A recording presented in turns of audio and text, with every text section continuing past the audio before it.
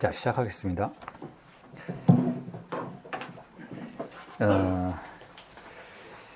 지난주에 이어서 계속 같은 텍스트를 보면 되시는데요. 뒤러가 화가들을 위한 매뉴얼 사파를 그렸던 그 페이지 11페이지 즈음에서 우리가 수업을 정리를 했었죠. 자, 그 시점부터 다시 정리를 하면서 말씀을 이어나가 보자면 파토스와 로고스라는 개념을 여러분 다 아시잖아요. 파토스는 정념에 가까운 것, 일관성을 갖지 않는 것, 감각적인 것, 그래서 현대에 들어서는 병리적인 것이라고 번역되기도 하죠. 파토스. 그리고 반대편엔 고전 철학이 숭상하는 로고스가 있죠. 로고스는 언어적인 것이고 그 언어적인 것도 시적인 언어는 아닌 것이고 그래서 합리적인 언어인 것이고 일관성을 갖게 되는 것이고 특히 일자를 설정할 수 있는 능력을 가진 언어이죠. 일자를 설정한다라는 건 하나의 틀 안에 모든 것을 포획할 수 있다라는 그러한 설정을 말하는 것이죠. 그래서 파토스와 로고스는 항상 대립관계를 갖는다라고 말해져 왔고, 예를 들어서 플라톤과 같은 경우에는 로고스를 통해서만 우리는 진리에 접근할 수 있고, 그리고 로고스와 진리는 친화적인 것이고, 그래서 뒤집어 얘기하면 진리는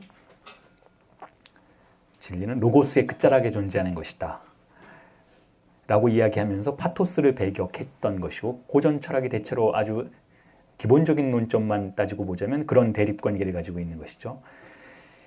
자, 그런데 지금까지 여러분들과 함께 제가 세미나 11을 이야기해 오면서 말하고자 했던 것은 사실 파토스와 로고스가 다른 게 아니었다라는 거예요. 둘이 같은 것이었다라는 거죠. 둘 다 어떤 대상에 접근하는 서로 각기 다른 방법이었다라는 것이죠. 혹은 대상에 접근하지 않으려는 방법이기도 하다라는 것. 다시 말해서 죽음 충동에 접근하는 특성을 가지고 있는 것이 파토스적인 것이었고, 죽음 충동에 대해서 방어하기 위해서 만들어진 언어적인 틀이 로고스적이었다라는 거예요. 자, 그런 의미에서 로고스 역시 로고스가 있다라는 건 그 뒤에 큰 사물이 존재한다라는 것을, 즉 죽음 충동이 존재한다라는 것을, 주이상스가 존재한다라는 것을 가정할 수 있도록 만들어주는 하나의 신호라고 할 수가 있는 것이니까 파토스와 로고스는 다른 게 아니라는 거예요. 혹은 로고스에 집착함으로써 우리가 또다시 어떻게 파토스적인 존재가 되는지에 대해서도 이해해 볼 수 있는 부분이 있다는 것이죠. 예를 들면 극단적으로 로고스적인 실천주의 주장이었던 칸트의 실천이성 비판은, 즉 실천을 하되, 우리가 윤리적인 실천을 하되 철저하게 로고스적인 방식으로만 하자, 파토스를 다 떼어내어버리자, 다시 말해서 정령을 떼어내어버리자, 그게 행복이 되었건 아니면 쾌락이 되었건 아니면 두려움이 되었건 일단 그건 떼어놓고 정언명령만을 따르자, 그리고 정언명령은 철저하게 로고스적인 방식으로만 추출해낼 수 있는 것이다 라는 주장 속에서 칸트가 정언명령을 추구하는 실천 이성을 정립함으로써 어떻게 또한 그 정언 명령이 우리를 파토스적인 장소로 데려가는지 이해할 수 있게 된다는 거죠. 다시 말해서 정언 명령을 지키면 로고스적인 세계가 붕괴하게 되는 극단적인 사태가 발생한다는 거예요. 칸트 스스로도 지키지 못했던 바로 그 정언 명령. 제가 여러 강의에서 여러분들에게 말씀드리는 그 명제가 물신화되는 단계, 하나의 문장이 물신화되어서 그것에 집중하고 몰입하게 되면 어떻게 공동체 전체가 붕괴될 수도 있는지, 간단하게 거짓말하지 말라라는 명령 하나만 지키면 어떻게 그 공동체가 붕괴되는지를 우리는 이해할 수 있다는 거예요. 혹은 성경에 나오는 내 이웃을 내 몸과 같이 사랑하라 라는 이 간단한 명제를 만약에 주체들이 토시 하나 틀리지 않고 매일매일 지키게 되면 어떻게 되는가? 기독교의 공동체는 붕괴해버려요. 모든 공동체는 붕괴하죠. 왜냐하면 이웃을 사랑하는 것이니까. 여기서 말하는 이웃은 동포의 반대말이니까. 유태어로 이웃이라는 단어는 동포에 대해서 대립되는 용어인 것이니까 이웃을 내 몸과 같이 사랑하는 순간 우리의 자아는 파괴되고 공동체적인 기반 자체가 붕괴될 수 있다는 거죠. 그게 바로 로고스를 추구할 때 도달하는 파토스적인 장소라는 의미에서 둘은 다른 게 아니라는 거. 이걸 분리해서 놓고 사고하는 태도 자체가 인류 역사가 우리에게 보여줬던 가장 나이브한 행태 중에 하나였다라는 것이죠. 자, 그런데 어쨌든 지난주에는 우리가 바로 이 로고스에 집착하는 세계를 봤어요. 로고스에 집착하는 세계. 르네상스 예술의 세계인 것이죠. 락강이 예술과 과학을 뒤섞으려고 한다라는 표현으로 레오나르도 다빈치와 같이 예술가이자 과학자이려고 했던 자, 그러한 주체들이 등장하는 시대를 근대라고 봤다라는 것이죠. 근대, 르네상스.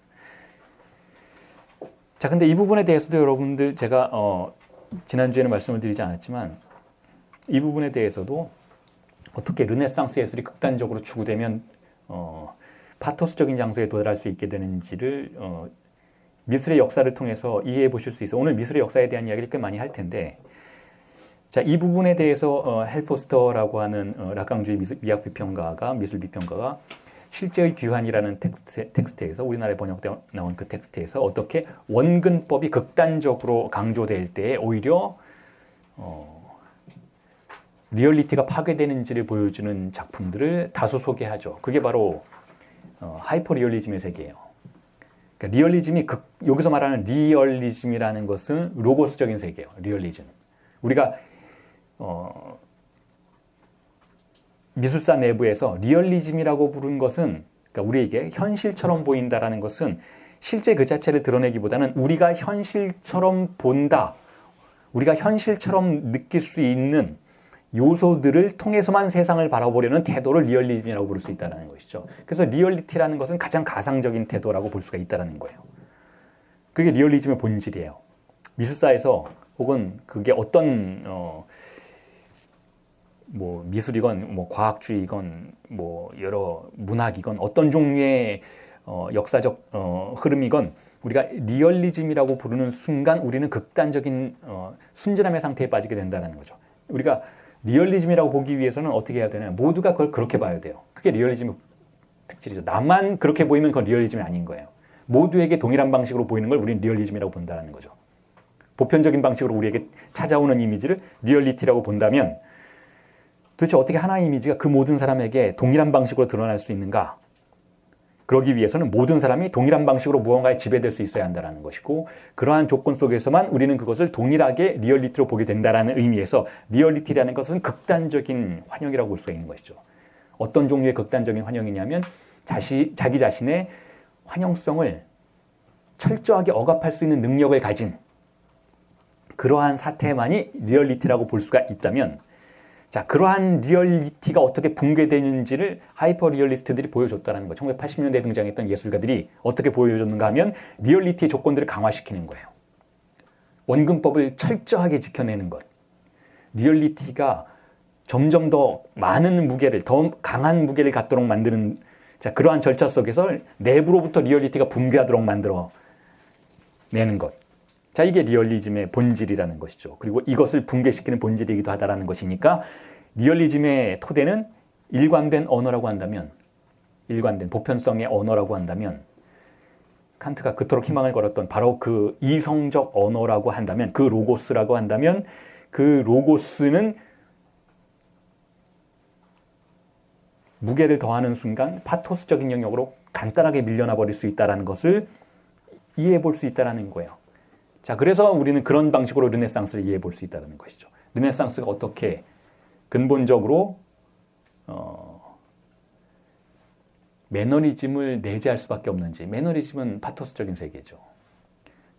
르네상스 고전주의가 어떻게 매너리즘을 혹은 낭만주의를 혹은 19세기에 등장했던 그 많은 신비주의들을 거부할 수 없었는지, 그리로 파생되어 나갈 수밖에 없었는지를 주목해 볼 수 있다는 거예요.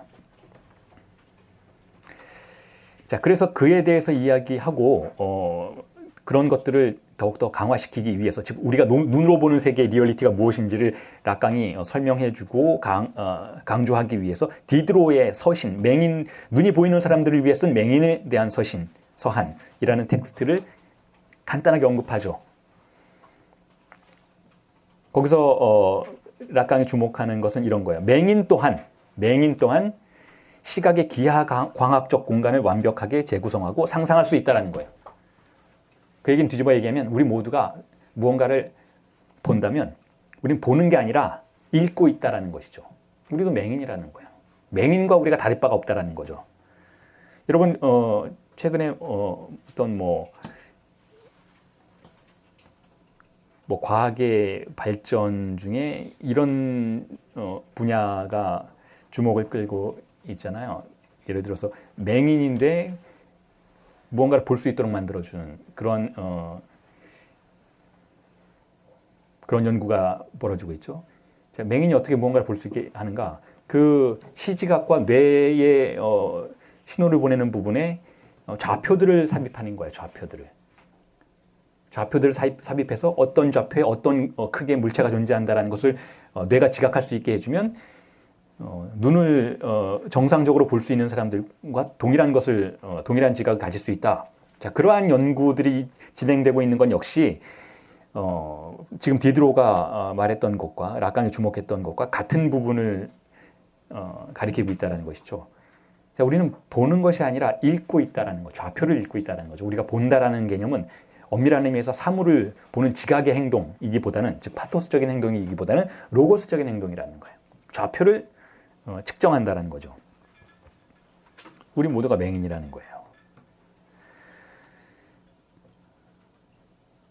자, 물론 다시 한번 여러분들에게 강조드리지만 그렇다고 르네상스가 전적으로 로고스적인 세계이고 전적으로 언어가 승리하는 세계이고 인문주의자들이 그렇게 생각을 했죠.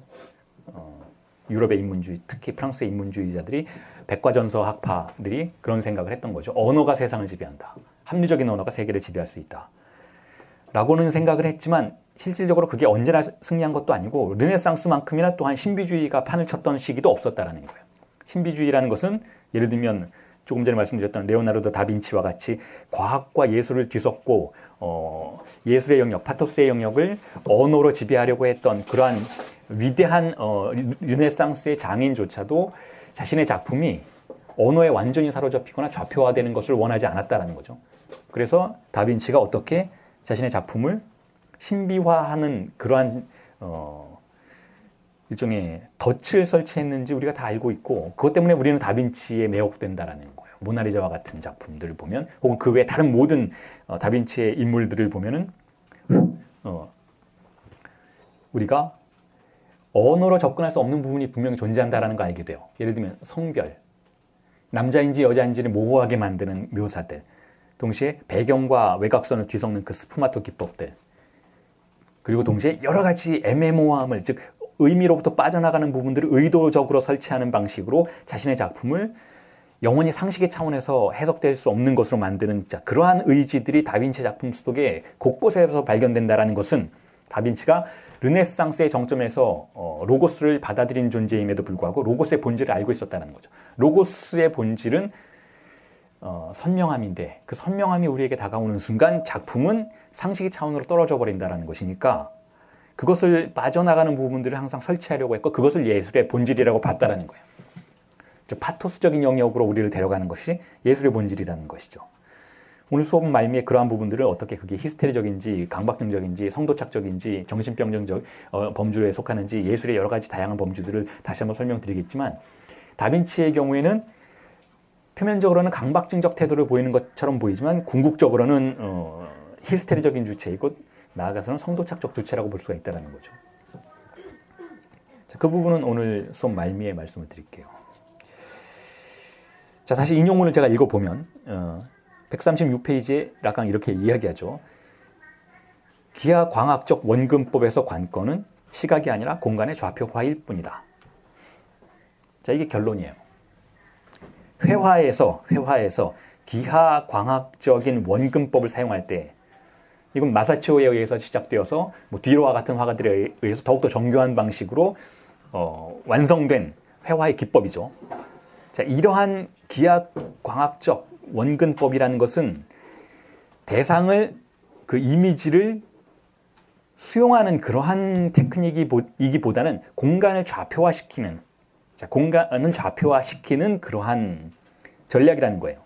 그리고 이렇게 생각해 볼 수 있겠죠. 당시만 해도 뭐 회화의 거의 모든 주제가 종교적인 주제였던 것이니까, 그리고 그 당시의 주체들을 종교와 분리해서 생각할 수 없는 것이니까, 종교가 진리의 영역이라고 생각했던 것이니까, 그 회화가 종교적인 사건들을 어떻게 포섭하려 했는지를 또한 이해해 볼 수 있다는 거예요. 그 당시의 주체들이, 지금은 여러분 종교라고 부르면은 우리는 뭐 종교적인 시대를 살고 있는 사람들은 아니니까 다소 거부감이 일어날 수도 있으니까 그걸 그냥 진리와 대하는, 주체가 진리와 만나는 태도라고 생각할 수도 있어요. 자, 당시에는 종교와 진리를 분리할 수 없었으니까, 그러니까 진리가 있는 장소가 종교였고, 종교가 우리에게 보장해 주는 것이 진리의 세계였으니까, 종교라는 단어 대신 진리라는 단어를 대체해 볼 수도 있는데, 그렇다면 당시에 예술가들이 진리를 다루는 태도를 원근법을 통해서 이해해 볼 수 있다는 거예요. 즉, 진리가 언어화될 수 있다고 생각했던 것이죠. 진리가 언어의 세계 안으로 들어올 수 있다고 생각했던 거예요. 수학의 언어로, 기하학의 언어 안으로 진리가 포획될 수 있을 것이다 라고 생각했던 것이죠. 그래서 제가 어딘가에서 이러한 태도를 바벨적인 태도라고 불렀어요. 바벨의 언어를 통해서 진리를 포획하려는 그러한 주체들의 세계라는 것이죠. 과학의 발전 혹은 다양한 인간적인 이해의 발전 속에서 당시의 예술가들이 그러한 생각을 했던 것은 사실이지만, 자, 여기서 제가 한 가지 조금 전에 말씀드렸던 것처럼 덧붙이고 싶은 것은, 자, 화가들이 다 그랬던 것은 아니고, 그러한 원근법의 발명, 기하과학적 공간의 구성의 테크닉의 발전을 거부했던 화가들도 상당히 많다라는 거예요. 그 대표적인 사람이 프란젤리코와 같은 화가가 원근법이 발명된 이후에 30년 뒤에 그림을 그리기 시작한 사람이에요. 프란젤리코는 원근법을 거부하죠. 몰랐을 거다 라고 생각하실 수 있겠지만, 그 중세 말미 그리고 르네상스 초기는 국제적인 시대예요. 유럽은. 그러니까 국가 간에 이렇게 국경이 설정되어서 각각이 서로 대치하거나 외면하는 시대이기보다는 전 유럽이 수도원들을 중심으로 연결되어 있는 시대라고 할 수가 있죠. 그래서 정보의 확산이 굉장히 빨랐던 거예요. 정보의 확산이 굉장히 빨랐기 때문에 특히 이렇게 화가들끼리 원근법이라는 발명품이 어딘가에서 출현했고 그것이 확산되고 있다는 정보를 외면하기는 굉장히 힘들었던 시대라고 볼 수가 있어요. 지금도 상당히 정보의 확산이 빠른 시기이기는 하지만, 자, 그때도 만만치 않았던 그런 속도감을 가지고 있었던 시대라고 할 수가 있는데, 거기에 저항했던 것이죠. 프란젤리코와 같은 화가는. 왜 저항했는가? 자, 진리는 수학으로 풀 수 없다라고 생각했던 거예요. 진리는 보편성 안에 들어올 수 없다라고 생각했던 것이죠. 그러니까 대표적인 신비주의 화가라고 볼 수가 있는 것이죠. 진리는 보편성 안으로 들어오지 않는다. 왜냐하면 보편성은 바벨의 언어인 것이니까. 진리의 사건, 수태고제와 같은 사건, 혹은 예수 부활의 사건, 이런 진리 사건들은 인간이 발명해낸 로고스 안으로 들어올 수 없다라는 태도를, 전형적으로 중세적인 태도이죠. 그래서 여전히 중세인인 거예요, 마사치오는. 그리고 여전히 중세인이라는 것이 그렇게 폄훼하는 표현은 절대로 아닌 것이죠. 진리에 대해서 개별성을 가지고 접근하려는 태도, 즉 독자적으로 개인으로서 접근하려는 태도가 프란젤리코의 작품 속에 등장하는 전략이라는 거예요. 그래서 프란젤리코의 작품의 매혹이 다른 르네상스 작품들과는 상당히 다르죠. 어떤 방식으로 다른가 하면 흔들림을 가지고 있다는 거예요. 프란젤리코의 작품은 흔들려요. 여러분 한번 찾아보세요. 제가 악마의 이야기라는 책에서도 많이 설명을 했지만, 프란젤리코의 작품 속에서는 파동이 존재한다는 거죠. 파동. 다시 말해서 소실점이 정확하게 설정되어 있지 않고 공간이 안정적으로 구획되어 있지 않기 때문에 그걸 볼 때 사람의 마음을 흔드는 효과를 발휘한다는 거예요. 일그러짐을 발생시킨다는 거죠. 물론 그 르네상스의 마사치오가 원근법을 만들어내기 직전에 지오토라고 하는 화가의 작품도 일그러짐을 보여줘요. 당시에는 원근법이 그렇게 일점 소실점의 방식으로 존재하지 않았기 때문에 공간이 있어도, 지오토의 작품 속에도 공간이 있죠. 공간이 있어도 일관된 방식으로 존재하지 않았기 때문에 마치 성냥각이 이리저리 일그러진 것과 같은 방식으로 공간이 표현되고 있지만,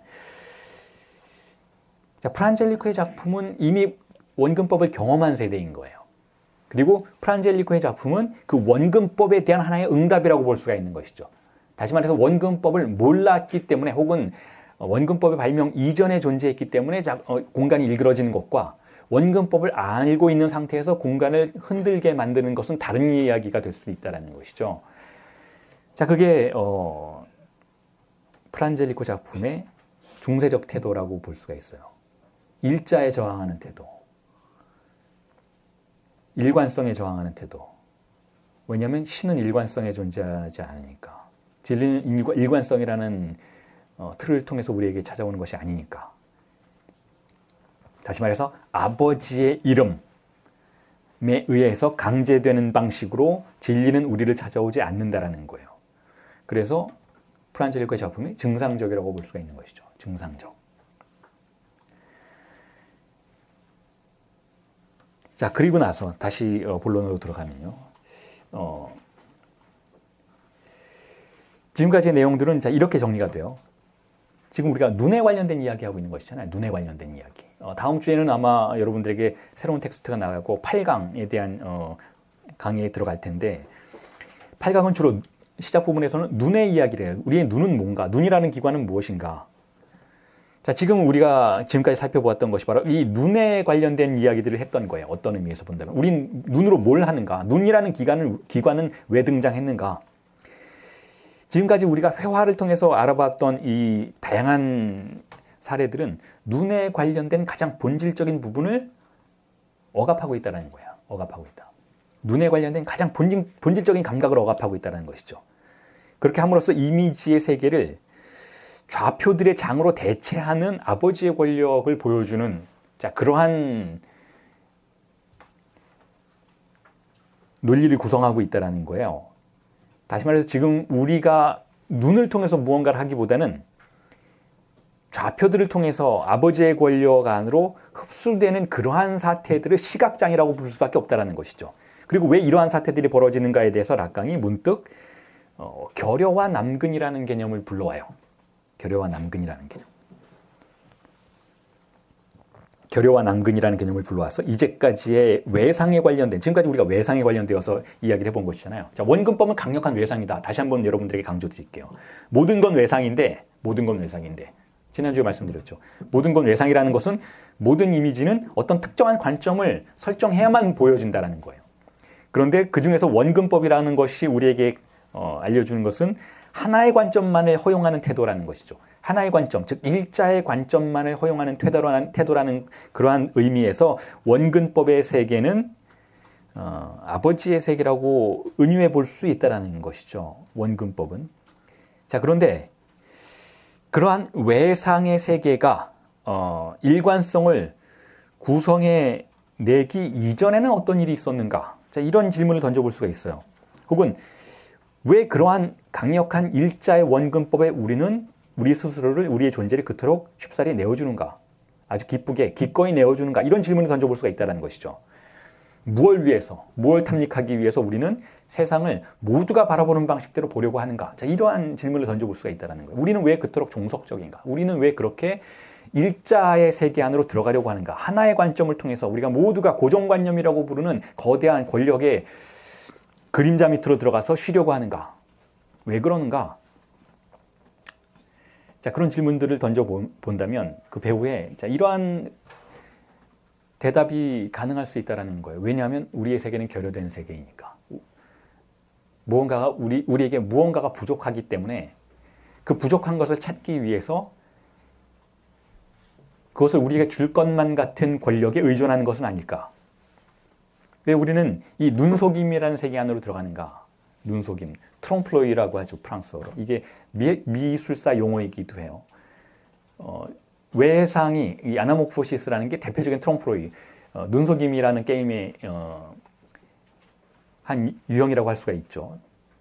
제가 그래서 매지가이 얘기도 말씀드렸잖아요. 자, 그런 미술사의 역사라는 것이 있어요. 눈을 속여서 쾌락을 발생시키는, 자, 그러한 미술의 어떤 분파가 존재하는 것이 사실인데, 자, 그런데 엄밀한 의미에서는 다시 말씀드리지만 모든 게 눈속임이라는 것이죠. 미술이라는 것 자체가 눈속임이라는 거예요. 그리고 이러한 눈속임을 우리가 미술, 그러면 미술 재현 미술이다라고 부르잖아요. 여기서 한 가지 덧붙이고 싶은 것은 고전 미술은 재현 미술, 리프레젠테이션의 세계라고 하고 뭐 추상 미술, 특히 추상 미술은 리프레젠테이션이 아니다. 뭐 이렇게 생각하시는 분들이 있는데 심지어는 미술사를 연구하는 사람도 그런 일종의 망언을 하는 분들이 계신데, 자, 추상 미술과 구상 미술의 차이라는 것이 존재하지 않는다라고 생각할 수밖에 없어요. 과거에는 1990년대 초반까지인가요? 제가 알기로는 우리나라에도 뭐 국전이라는 게 있잖아요. 국전이라는 게 있는데 뭐 구상화를 평가하는 분야가 있었고 추상화를 평가하는 그런 분야가 있었던 것으로 알고 있어요. 넌센스죠. 구상화나 추상화나 결국 무언가를 리프레젠테이션 하는 데는 다를 바가 없다는 거. 논리는 비슷하다는 것이죠. 예를 들어서 뭐 물감을 잔뜩 뿌려놓고 이건 무슨 음악을 표현했어요 라고 한다면 음악이라는 지금 여기 없는 것을 뿌려진 물감으로 재현하고 있다는 의미에서 리프레젠테이션이 될 수밖에 없다는 거예요. 그러니까 미학적인 이해 부족인 거죠. 혹은 예를 들어서 아주 검은색으로 무언가를 칠해놓고 이게 내 마음이에요. 이것도 리프레젠테이션이라고 볼 수밖에 없다는 것이죠. 혹은 아주 푸른색을 거대하게 칠해놓고 이것은 내가 표현할 수 없는 어떤 극지점을 표현한 것이다. 재현 불가능의 지점을 표현한 것입니다. 라고 말한다 해도 그건 재현이 될 수밖에 없다는 거죠. 불가능성에 대한 재현인 것이니까. 논리는 어쨌든 재현의 논리 안에 들어와 있다는 것이죠. 물론 그렇지 않은 작품들도 있어요. 그걸 현시하는 작품들이라고 부르죠. 자, 그러한 작품들 중에 대표적인 흐름이 아방가르드들의 흐름인 거예요. 예를 들면 오늘 수업 말미에 그 얘기도 좀 할 텐데 듀샹의 작품은 재현, 리프레젠테이션을 전략적으로 거부하고 프레젠테이션의 세계로 접근하려고 하는 논리를 보이기 때문에 자, 그건 결국은 구상미술은 아니다라고 그건 그렇게 불러줄 수 있다는 것이죠. 자, 그런데 추상미술이라는 분파 자체는 추상이라는 단어는 결국 리프레젠테이션이라는 논리 안으로 들어갈 수밖에 없다는 것을 이해할 수 있어야 된다는 거예요. 자, 말이 나온 김에 그럼 리프레젠테이션과 프레젠테이션은 무엇인가를 짚고 넘어가 보도록 할게요. 리프레젠테이션이란 뭔가? 이미 수차례 여러분들에게 말씀드렸죠. 리프레젠테이션은 프레젠테이션이 아닌 거예요. 재현은 현시가 아닌 것이죠. 제가 이전에도 말씀드렸잖아요. 그렇다면 재현은 뭔가? 국회의원의 사례를 통해서 말씀을 드렸잖아요. 국회의원도 우리를 리프레젠테이션하는 존재들이니까. 자, 리프레젠테이션은 본질이 뭐냐면 이미 말씀드렸던 것처럼 자, 일자가 지배해야만 그걸 리프레젠테이션이라고 불러요. 재현이라는 건 뭐냐면 재현이라는 건 우리가 그걸 보고 그것이 재현했다라고 가정되는 것을 이해할 수 있어야 돼요. 모두가. 나만 그렇게 보이면 리프레젠테이션이 아닌 거예요. 리프레젠테이션은 즉 재현이라는 것은 재현의 세계라는 것은 거기서 어떤 종류의 일관성의 틀이 작동해야만 우리는 그걸 재현이라고 부른다는 것이죠. 자, 그런데 그렇다면 왜 리프레젠테이션이 필요했는가를 질문해 볼 수가 있죠. 왜 리프레젠테이션이 필요한가? 그냥 자신을 현시하는 것만 만나면 되는 거 아닌가라고 생각할 수 있겠는데 제가 조금 전에 말씀드렸던 것처럼 리프레젠테이션이 일관성이나 보편성이라는 틀을 통해서만 우리에게 무언가를 가져다 줄 수 있는 것을 가리킨다라고 말한다면 결국 그것이 재현하는 그 사물 자체이거나 혹은 그 인간 그 자체이거나 혹은 그 사건 그 자체에는 보편성이 존재하지 않는다라고 볼 수 있어야 한다는 거죠. 그래서 프레젠테이션 된 것은 알아볼 수 없는 것이다라는 거예요. 프레젠테이션은 자신을 그대로 드러내는데 그대로 드러낼 경우에는 자, 상징기 안에 들어와서 그것을 드러내는 그러한 태도가 아니기 때문에 우리는 그것을 만날 방법이 없다라는 거예요. 그래서 무언가가 우리에게 프레젠테이션 되면 즉 자신을 현시하면 우리는 그것을 사건처럼 느끼고 증상처럼 느끼고 불안을 경험한다라는 거죠. 이해할 수 없기 때문에. 즉 로고스의 틀 안으로 들어올 수 없기 때문에.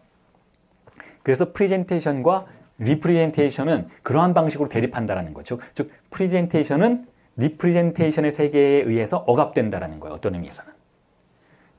다시 말해 보편성의 영역 안으로 들어가는 순간 프레젠테이션이라는 개념은 자신의 본질을 상실한다라는 것이죠. 그래서 목요 강의에서는 제가 엊그저께 그런 말씀을 드렸는데 그래서 재현이라는 것은 두 개의 기표가 필요하다라는 거예요. 그래서 락강이 재현이라는 개념을 그렇게 이야기한다는 거예요. 락강이 말하는 재현의 유명한 명제가 있잖아요. 재현은 뭐예요? 기표가 주체를 다른 하나의 기표에게 재현하는 것. 자, 이게 재현의 기본 태도예요. 기본 명제예요. 락강에게는. 재현이란 그래요. 그렇게 해서 이 호프레정태가 되려면 리프레젠트가 되려면 하나의 기표가 다른 하나의 기표로 가져가야 된다는 거죠. 두 개의 기표가 필요하다는 거예요. 두 개의 기표라는 건 무슨 뜻인가 하면 상징계란 뜻이에요. 즉 하나의 기표가 개별성의 영역에 있었다면, 즉 프리젠테이션의 영역에 있었다면 다른 하나의 기표로, 즉 보편성의 기표로 아버지의 이름으로 그걸 데려가서 검사를 맡아야 된다는 거죠. 자, 그런 의미에서 리프레젠테이션은 두 개의 기표가 필요하고 그 두 개의 기표 중에 첫 번째 기표는 프리젠테이션의 세계에 속한다라고 볼 수가 있는 것이죠.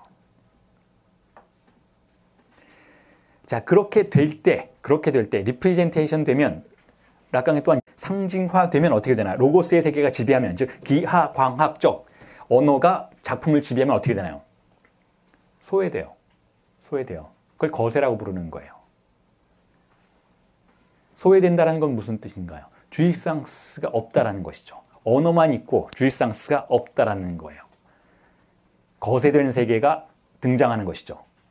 이 거세된 세계가 바로 결여의 세계인 거예요. 결여의 세계. 핍진한 세계. 거세된 세계. 결여의 세계. 그래서 결여와 남근이라는 개념을 지금 락강이 도입하고 있는 거예요. 회화를 언급하면서. 자, 우리의 세계는 그렇게 거세되어 있는데, 결여되어 있는데, 즉 쾌락의 본질을 상실한 것이죠. 자, 있는 그대로의 쾌락이 프리젠테이션의 세계라면, 있는 그대로의 쾌락이 그것이 리프레젠테이션의 세계 안으로 들어오면서 거세됐다라고 볼 수 있다면 주의상스를 상실한 세계인 것이죠. 그래서 그 세계를 핍진한 세계라고 볼 수가 있는 것이고, 사막과 같은 세계라고 볼 수 있는 것이고, 그런 의미에서 르네상스의 그림이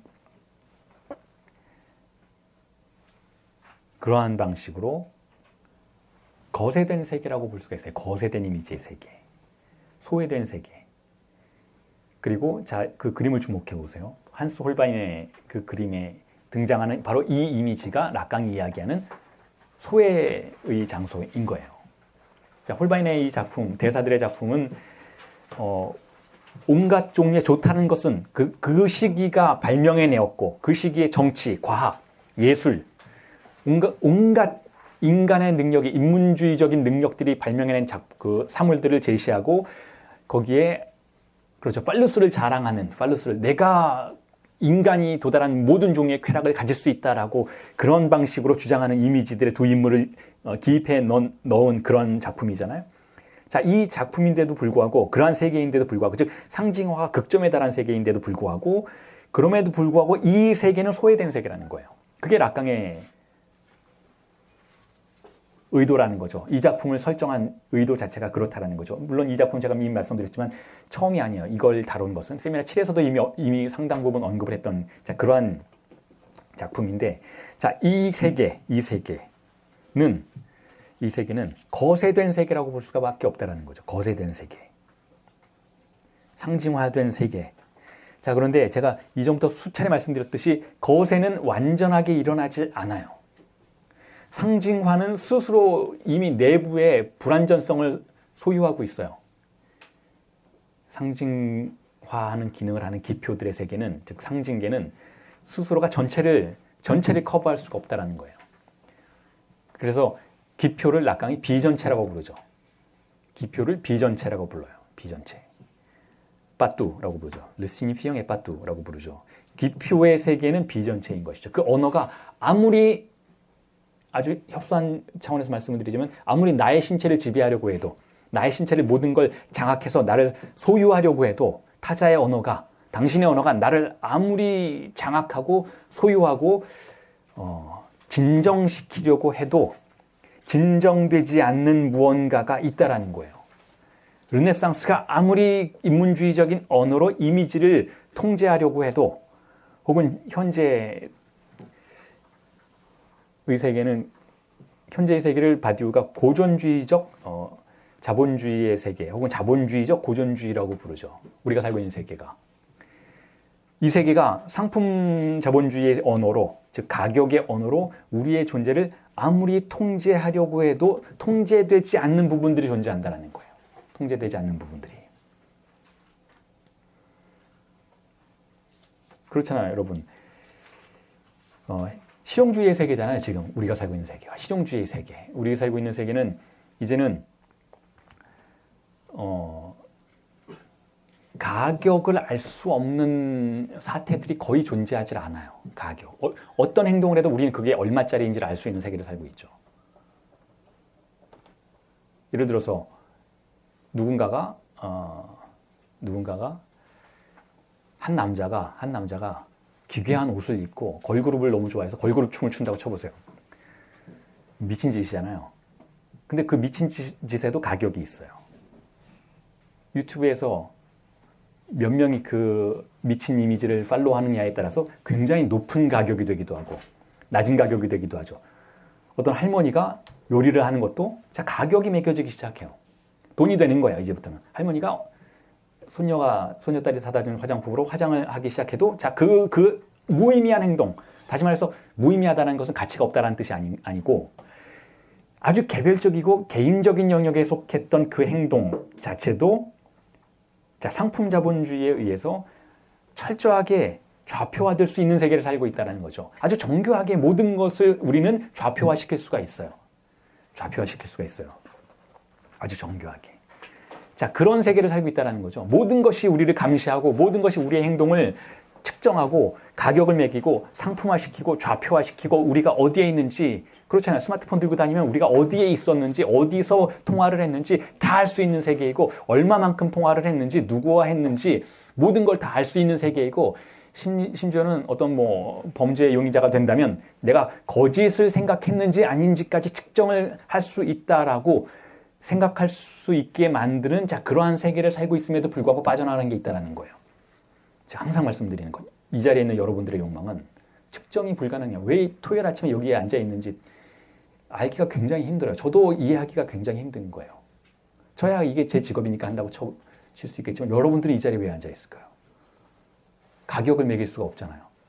2시간 동안 집중한다고 해서 뭐가 나오나요? 여러분들의 부모님이 그런 얘기 할 수 있잖아요. 돈이 나와? 뭐가 나와? 왜 아침부터 거기 갔어? 피곤하게. 좀 주말에는 쉬지. 라고 얘기할 수 있는 그런 순간, 그런 욕망의 순간인 것이잖아요. 자, 이러한 유출을 막을 수가 없다는 거죠. 그 유출의 이미지가 바로 홀바인의 이 작품 속에 있는 바로 이 해골인 거예요.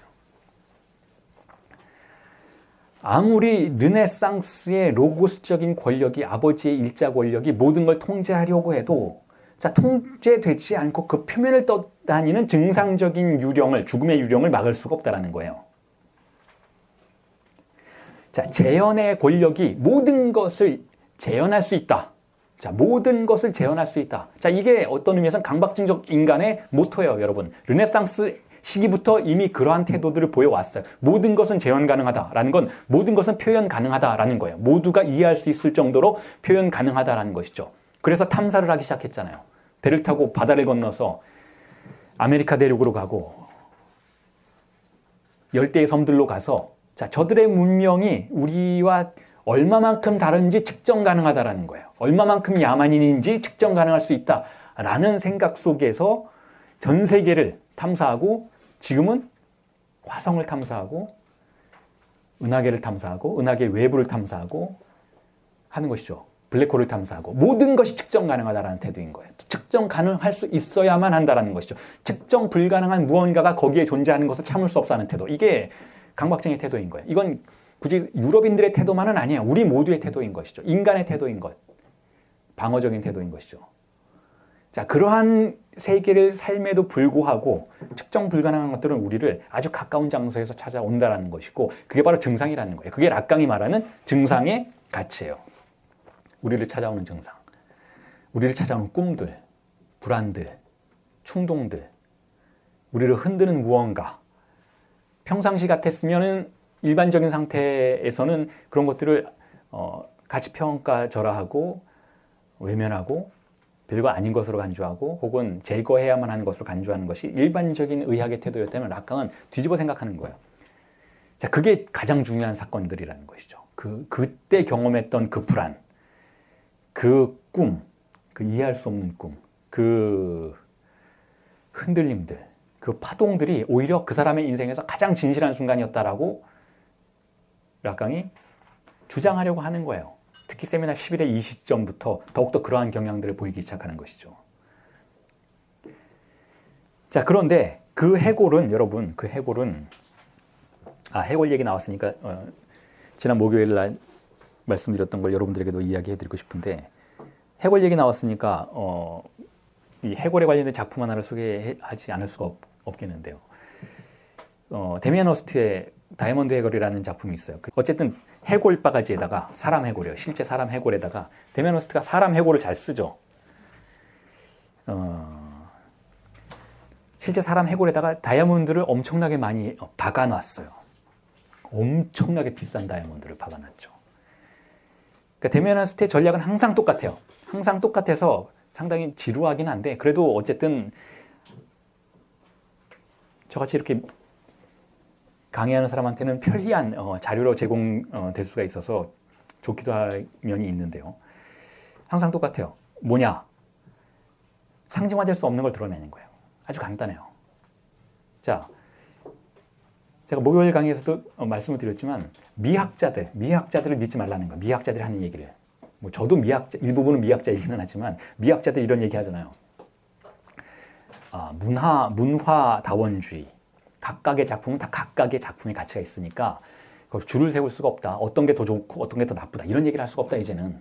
포스트 모던을 살면서 혹은 포스트 모던을 살면서 어떻게 그런 방식으로 작품에 접근하는가. 작품은 다 좋다. 자, 그렇게 작품은 다 좋다라고 말하는 순간 누가 좋고 나쁨을 따지기 시작하는가 하면 자본이에요, 자본이. 어떤 작품이 더 우월한지 아닌지를 갤러리스트들이, 자본가들이, 투자자들이 결정하기 시작해요. 그게 현재 우리가 살고 있는 미술계의 민낯인 것이죠. 미학자들이 우물쭈물하는 동안 뭐가 좋은 작품인지 아닌지를 본인들의 지적 능력의 부족 때문에 말하지 못하는 사이에 자본가들이 그걸 결정하기 시작해요.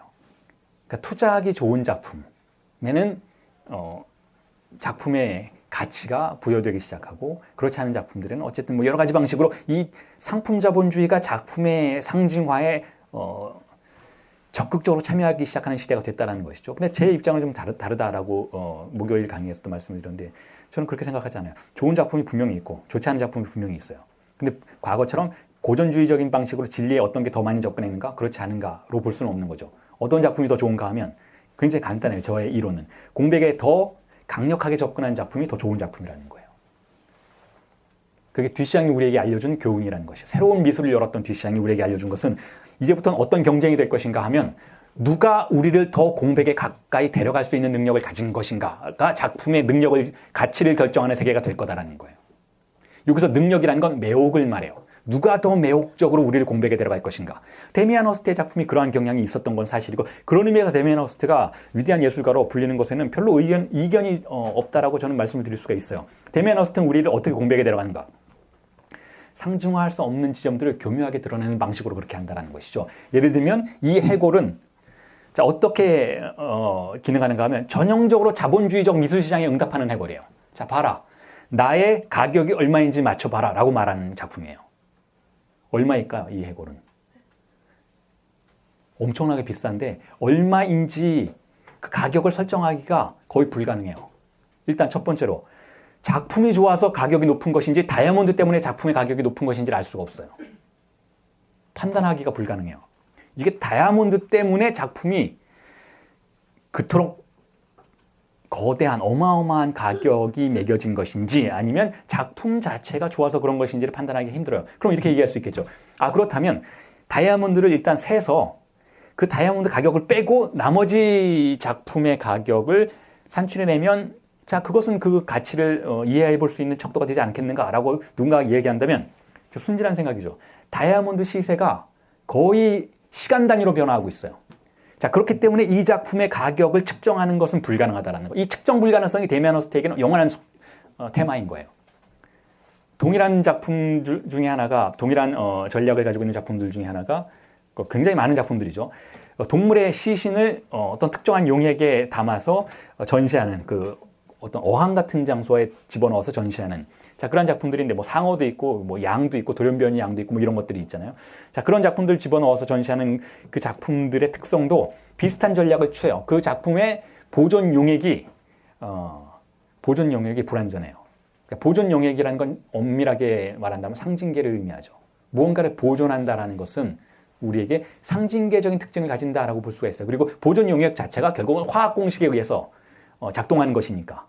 그런데 그 보존 용역의 화학 공식을 데미안 허스트가 불완전하게 만들죠. 간단하게 더 쉽게 뭐 이렇게 화학 공식을 불완전하게 만든다 그러면 엄청나게 뛰어난 테크닉인 것 같은데 그냥 보존 용액을 덜 타는 거예요. 그래서 한 3, 40년 뒤에는 작품이 완전히 녹아서 사라져버리도록 만드는 것이죠. 공백을 우리에게 염두에 두지 않을 수밖에 없도록 만드는 작품의 특성들을 어디에든 펼쳐놓고 있는 게 데미안 허스트의 작품의 경향이라면 자, 데미안 허스트가 우리에게 보여주는 것도 바로 그거다라는 거예요. 작품은 나의 작품, 최소한 나의 작품만큼은 상징화되지 않는 여지를 남겨놓겠다라는 거죠. 상징화될 수 없는 부분, 바로 그 부분이 주인공이라는 거예요. 자, 해골 이미지가 나와서 데미안 허스트라는 현대미술가를 소개해드렸는데 다시 해골로 돌아오면 자, 이 해골은 원근법적으로 가정된, 통제된 공간 내부에 있지만 그럼에도 불구하고 그 내부에서의 결여를 끊임없이 환기시키는 증상적 이미지라고 볼 수가 있어요. 그리고 이 이미지를 보는 순간 여러분들은 제가 지난주에 그리고 지지난주에 여러분들에게 보여드렸던 여러분들이 갖고 계신 텍스트에 있는 자, A와 B라는 시점을 통해서 설정되는 외상의 함수 관계에 관련된 도식을 비교해 보실 수가 있겠죠. 바로 이걸 위해서 그걸 그린 거예요. 자, A라는 위치에 서면 정면에 쓰는 것이잖아요. 정면에 쓰면 원근법의 세계가 드러나요. 다시 말해서 르네상스가 우리에게 보여주고자 했던 재현의 세계가 우리에게 보여진다는 것이죠. 자, 이게 우리가 흔히 말하는 정상적 위치예요. 뒤로도 이 위치에 서기를 원했고 관객이나 작가 마찬가지로 이 위치에 서서 보아야만 세계가 정상적으로 보인다. 즉 정상적인 이미지들의 세계 속에서 우리도 정상적인 이미지가 될 수 있다라는 가정을 하는 그 위치인 것이고 A라는 위치가 거기서 보면 이 대사들의 세계가 안정적으로 보인다라는 거예요. 자, 그런데 그 A라는 세계가 완벽하지는 않다라는 것이죠. 왜냐하면 A라는 세계에서 우리가 그 세계를 아무리 안정적인 방식으로 바라보려고 해도 문득 우리를 찾아오는 죽음의 전령이 있다는 거예요. 이게 바로 해골이라는 거죠. 그 위치에서는 아무리 그걸 이해하려고 해도 이해할 수 없는 무의미한 무언가가 있다는 거예요. 의미를 갖고 있지 않은 무언가가 우리를 사로잡는다는 거예요. 얼룩이. 약간 이걸 오징어뼈라고도 부르고 달걀 깨진 모양새라고도 부르는데 자, 이게 우리를 찾아온다는 거죠. 자, 이건 정신분석의 관점에서는 너무나 명백한 거예요. 우리를 괴롭히는 증상이에요, 증상. 멀쩡히 잘 살아가는 우리를 찾아오는 알 수 없는 무언가. 자, 이게 우리를 찾아올 때에는 이제는 여러분들이 충분히 이해하시겠지만 일반 정신의학과 심리치료는 이걸 지우려고 해요. 이걸 지우고 다시 세계가 선명하고 안정적인 장소가 되어서 우리를 찾아올 수 있도록 도와주려고 하죠. 이게 일반적인 태도라는 거예요. 일반적인 태도. 그리고 초기에는 락강 역시 그와 비슷한 태도를 보였다는 거죠. 자, 그런데 이제는 아니에요. 이제는. 이걸 지울 수 없다는 걸 락강이 알게 된 거예요. 결코 이걸 지울 수 없다는 거예요.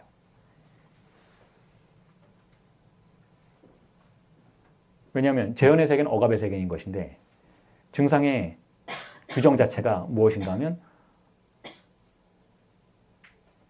억압되는 것이 회귀하는 것이기 때문에 억압이 있는 이상 회귀는 필연적이라는 것이죠. 자, 그래서 이 죽음은 우리를 찾아와요. 그게 우울증이 되었건 불안 증세가 되었건 신체적인 증상이 되었건 어떤 종류의 고통이 되었건 아니면 삶에 대한 근본적인 질문이 되었건 혹은 길을 잃어버리는 상태가 되었건 죽음은 우리를 찾아와요. 이 오징어뼈는 우리를 찾아온다는 거죠. 물론 매번 이걸 밀어내면서 살 수는 있어요. 심지어는 잘 살 수도 있어요. 그런데 락강은 자, 그것도 좋다라고 이야기해요. 그것도 좋다. 락강이 그렇게 얘기해요. 실제로 락강이라는 사람이 뭐 자기 고집만 피우는 사람이 아니에요, 여러분. 락강이 미국에서 강연을 했을 때도 그렇게 했어요. 그러니까 나는 행복이라는 건 존재하지 않는다고 믿기는 하지만 누군가가 행복하다면 그렇게 살라는 거예요. 사세요. 괜찮아요. 물론 이런 태도는 재현의 세계를 받아들이세요. 그러니까 미국식 라이프 스타일을 살아가세요. 락강이 굉장히 싫어하는 표현이죠. 락강이 그런 표현을 자주 썼는데 아메리칸 라이프 스타일이라는 표현을 꽤 썼어요. 지금은 이제 더 이상 뭐 거기에 대해서 뭐 반론을 제기하거나 그런 일을 이야기를 하는 인문학자가 없죠. 우리 모두의 라이프 스타일이 되어버렸으니까. 아메리칸 라이프 스타일이라는 게 뭐냐면 상품 자본주의적 신자유주의적 태도인 것인데, 근데 70년대, 60년대를 살아갔던 락강에게는 그때 등장했던 미국식 삶의 스타일이 상당히 위협적으로 보였던 거예요. 어떤 종류까지, 어떤 수준까지 위협적으로 보였냐면 결국은 이제 다 미국인이 될 거다라고 이야기하기 시작해요. 결국은 우리 모두가 미국인처럼 살게 될 거다. 그렇게 됐죠. 여러분, 우리가 지금 말만 한국말만 하지 사람은 다 미국 사람들이에요, 여러분. 다 신자유주의자들인 거예요, 우리가. 제가 젊었을 때 프랑스에서 공부할 때는 아직도 그것에 격렬하게 공격하고 반항하는 사람들이 존재했었어요. 그 들레즈나 뭐 푸코의 제자들인 교수들. 그들 중에 절반은 공산당원이고 뭐 절반은 뭐 반자본주의 당원이고 뭐 이런 사람들은 아직도 저항하는 세력이 존재는 했었는데, 지금은 이제 그렇지 않죠. 지금은 다 끝났어요. 다 자본주의가 승리했어요. 신자유주의가 승리했어요. 자, 그런데 그러한 라이프 스타일이 60년대까지만 해도 70년대까지만 해도 락강에게는 위협적으로 보였던 거예요. 자, 그럼에도 불구하고 미국에 가서 락강이 미국인들에게 그런 얘기를 하는 거예요. 그게 좋다면 그렇게 살라는 거예요. 그게 좋다면. 실제로 그게 좋아서 그렇게 살고 아무 문제 없이 살아가는 사람들도 있어요. 그러니까 진리가 꼭 우리에게 필요한 건 아니라는 의미예요. 진리 없이도 우리는 잘 살 수 있다는 것이죠. 그런데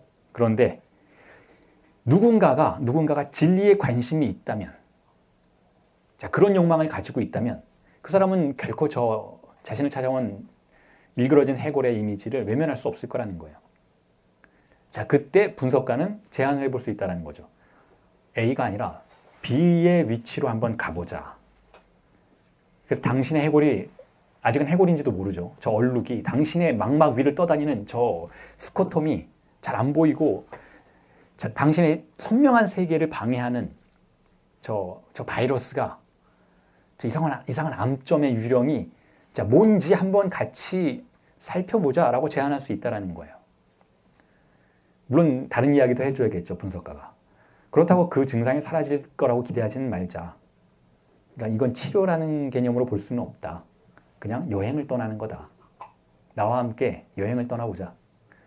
자, 이렇게 솔직하게 얘기해 볼 수 있다는 거죠. 자, 그걸 내담자가 호기심 때문에 아니면 어떤 종류의 전이 때문에 이해한다면, 받아들인다면 그때부터 여행이 시작되는 거예요. 어떤 여행인가 하면 A라는 위치에서 한 발씩 너무 위험하지 않게, 그냥 확 가버리면 붕괴될 수도 있죠. 내담자의 세계가 붕괴되고 그야말로 난리가 날 수도 있어요. 그러니까 한 발씩 다시 돌아올 수 있다라는 가정 속에서 한 발씩 갔다가 다시 한 발 돌아오고, 두 발 갔다가 다시 한 발 돌아오고, 이러한 방식으로 한 발씩 왼쪽으로 또는 오른쪽으로 또는 뒤쪽으로 또는 위쪽으로 옮겨가는 거예요. 자, 이게 정신분석의 과정인 거예요. 그래서 궁극적으로는 분석이 희망하는 건 뭐냐면 큰 위험 없이, 큰 발작의 위험 없이 B라는 지점까지 가보는 것이죠. B라는 지점으로 가게 되면 비로소 내담자가 어떻게 되나요? 해골이었던 것을 알아봐요. 즉, 그 얼룩이 어떤 의미를 가지고 있었는지를 비로소 알아보게 돼요. 해골은 뭔가요? 무의미예요, 무의미. 해골은 공백인 것이죠. 죽음인 것이니까. 자, 그걸 알아보고 그 위치에서 바라보아진 세계가, 즉 대사들이 있고 저런 사물들이 있고 커튼이 있고 바닥에 아름다운 무늬가 수놓아져 있는 이 원근법적 세계의 공간이 오히려 일그러진 세계라는 것을 내담자가 보게 돼요.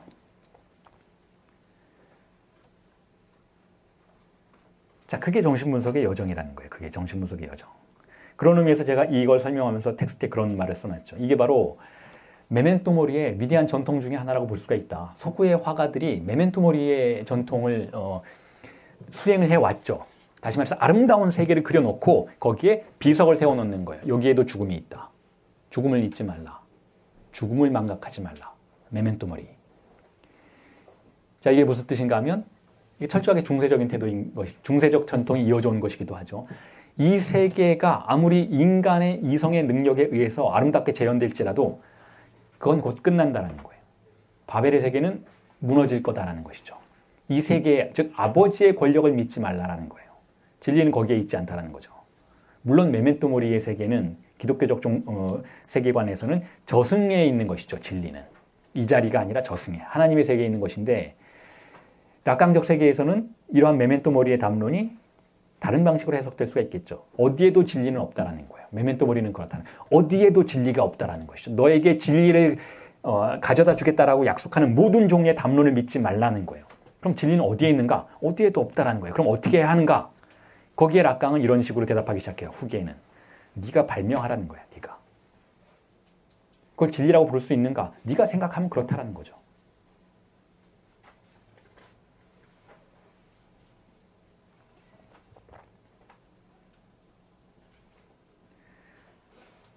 자, 그게 싫으면 재현의 세계로 가라는 거예요. 재현의 세계로 가라.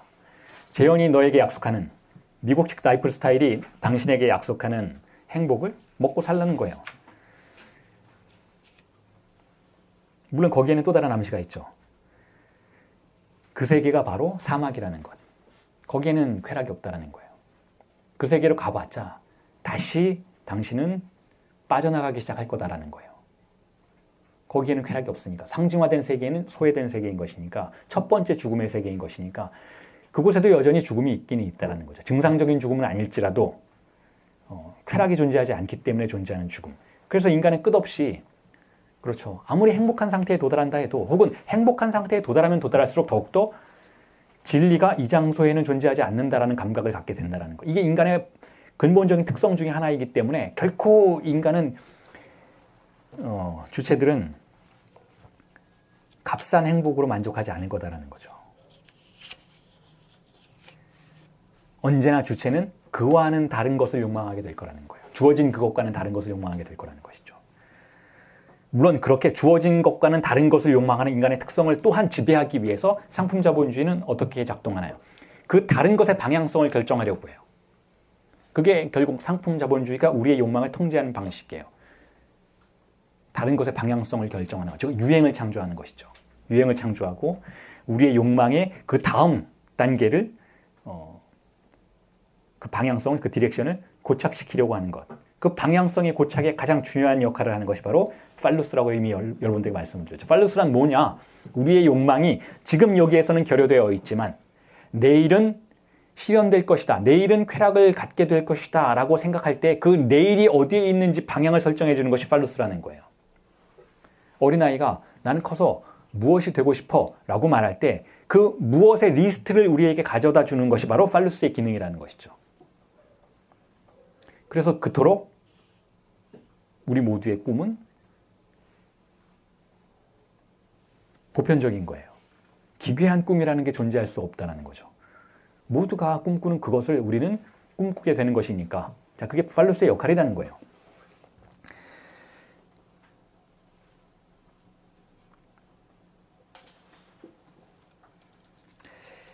자, 이게 제가 여러분들에게 이미 설명을 드린 그 도식과 함께 홀바인의 작품을 비교해서 설명하는 방식이에요. 자, 그런데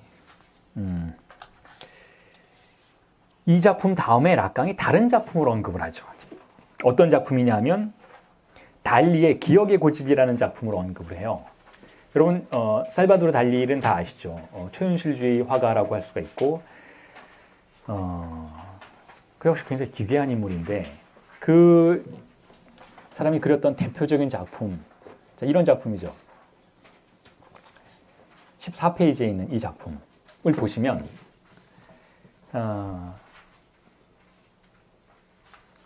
논리는 굉장히 간단해요.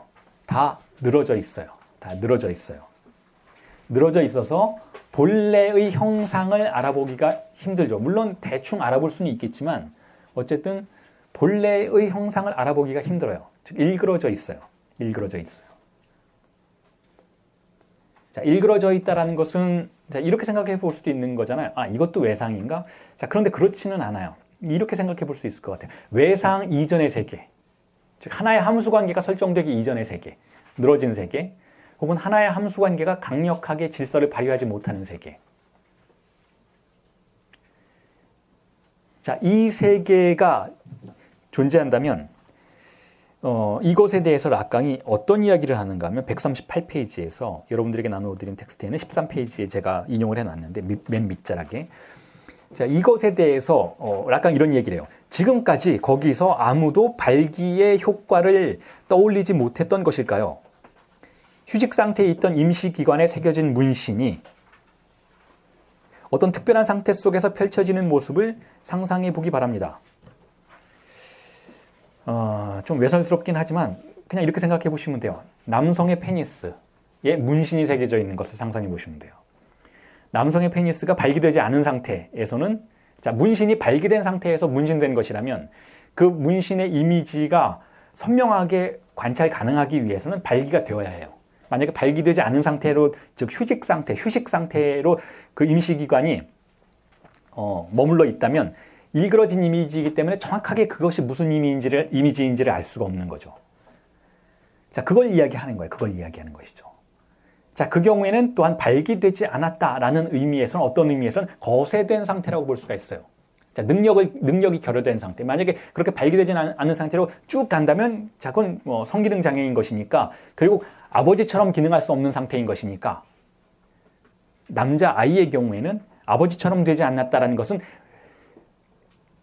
남근 자체가 아직은 완전히 기능하지 않는다라는 것이니까 거세 상태에 존재한다 혹은 거세 위협에 노출되어 있다라는 자, 그러한 상태를 의미하는 것이죠. 자, 그러한 상태의 이미지를 그린 것이 바로 이 달리의 그림이라는 거예요.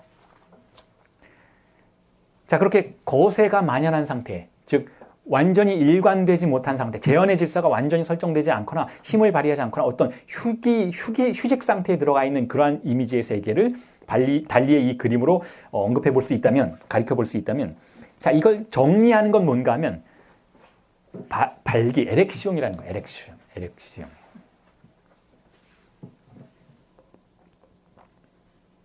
그때 비로소 사물들은 선명한 이미지를 통해서 자신을 재현해낼 수 있을 것이다 라고 우리가 가정해 볼 수 있는 것이죠. 자, 그렇다면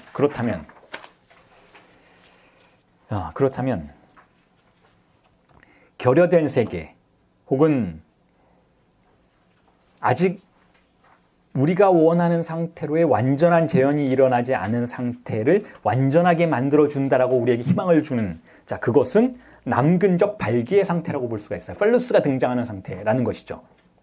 재현이 완전히 일어나기 위해서는 그런 의미에서 팔루스가 필요하다. 팔루스의 디렉션이 필요하다라는 거예요. 그 권력의 작동이 필요하다라는 것이죠. 그래서 제가 일전의 강의에서는 이렇게도 설명을 드렸어요. 팔루스의 기능은 이렇게 이미지화해서 여러분들에게 설명을 드려볼 수도 있겠지만 엄밀한 의미에서 팔루스는 의미화의 기능의 장치라고 볼 수가 있어요. 의미화의 기능의 장치.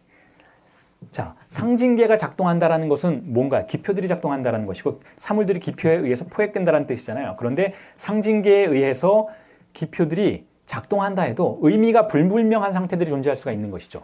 의미가 불분명한 상태가 존재해요.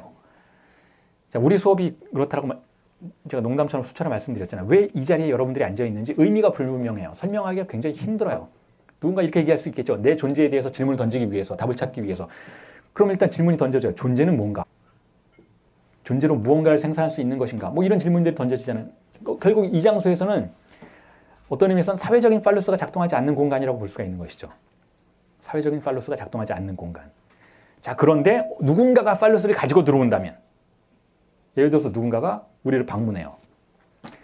뭐 그런 일은 없지만, 예를 들어서 뭐 우리 이 락강 칼리지나 이 말과알 아카데미가 정부로부터 어떤 지원을 받는 민간 단체다라고 가정해 볼 수 있잖아요. 그러면 정부에서 우리를 감찰하러 나올 수 있겠죠. 돈을 지불했으니 이 장소에서 어떤 일이 벌어지는지 잘 돼가고 있는지 감찰하러 나오잖아요. 보통 대학에 그런 일을 하죠.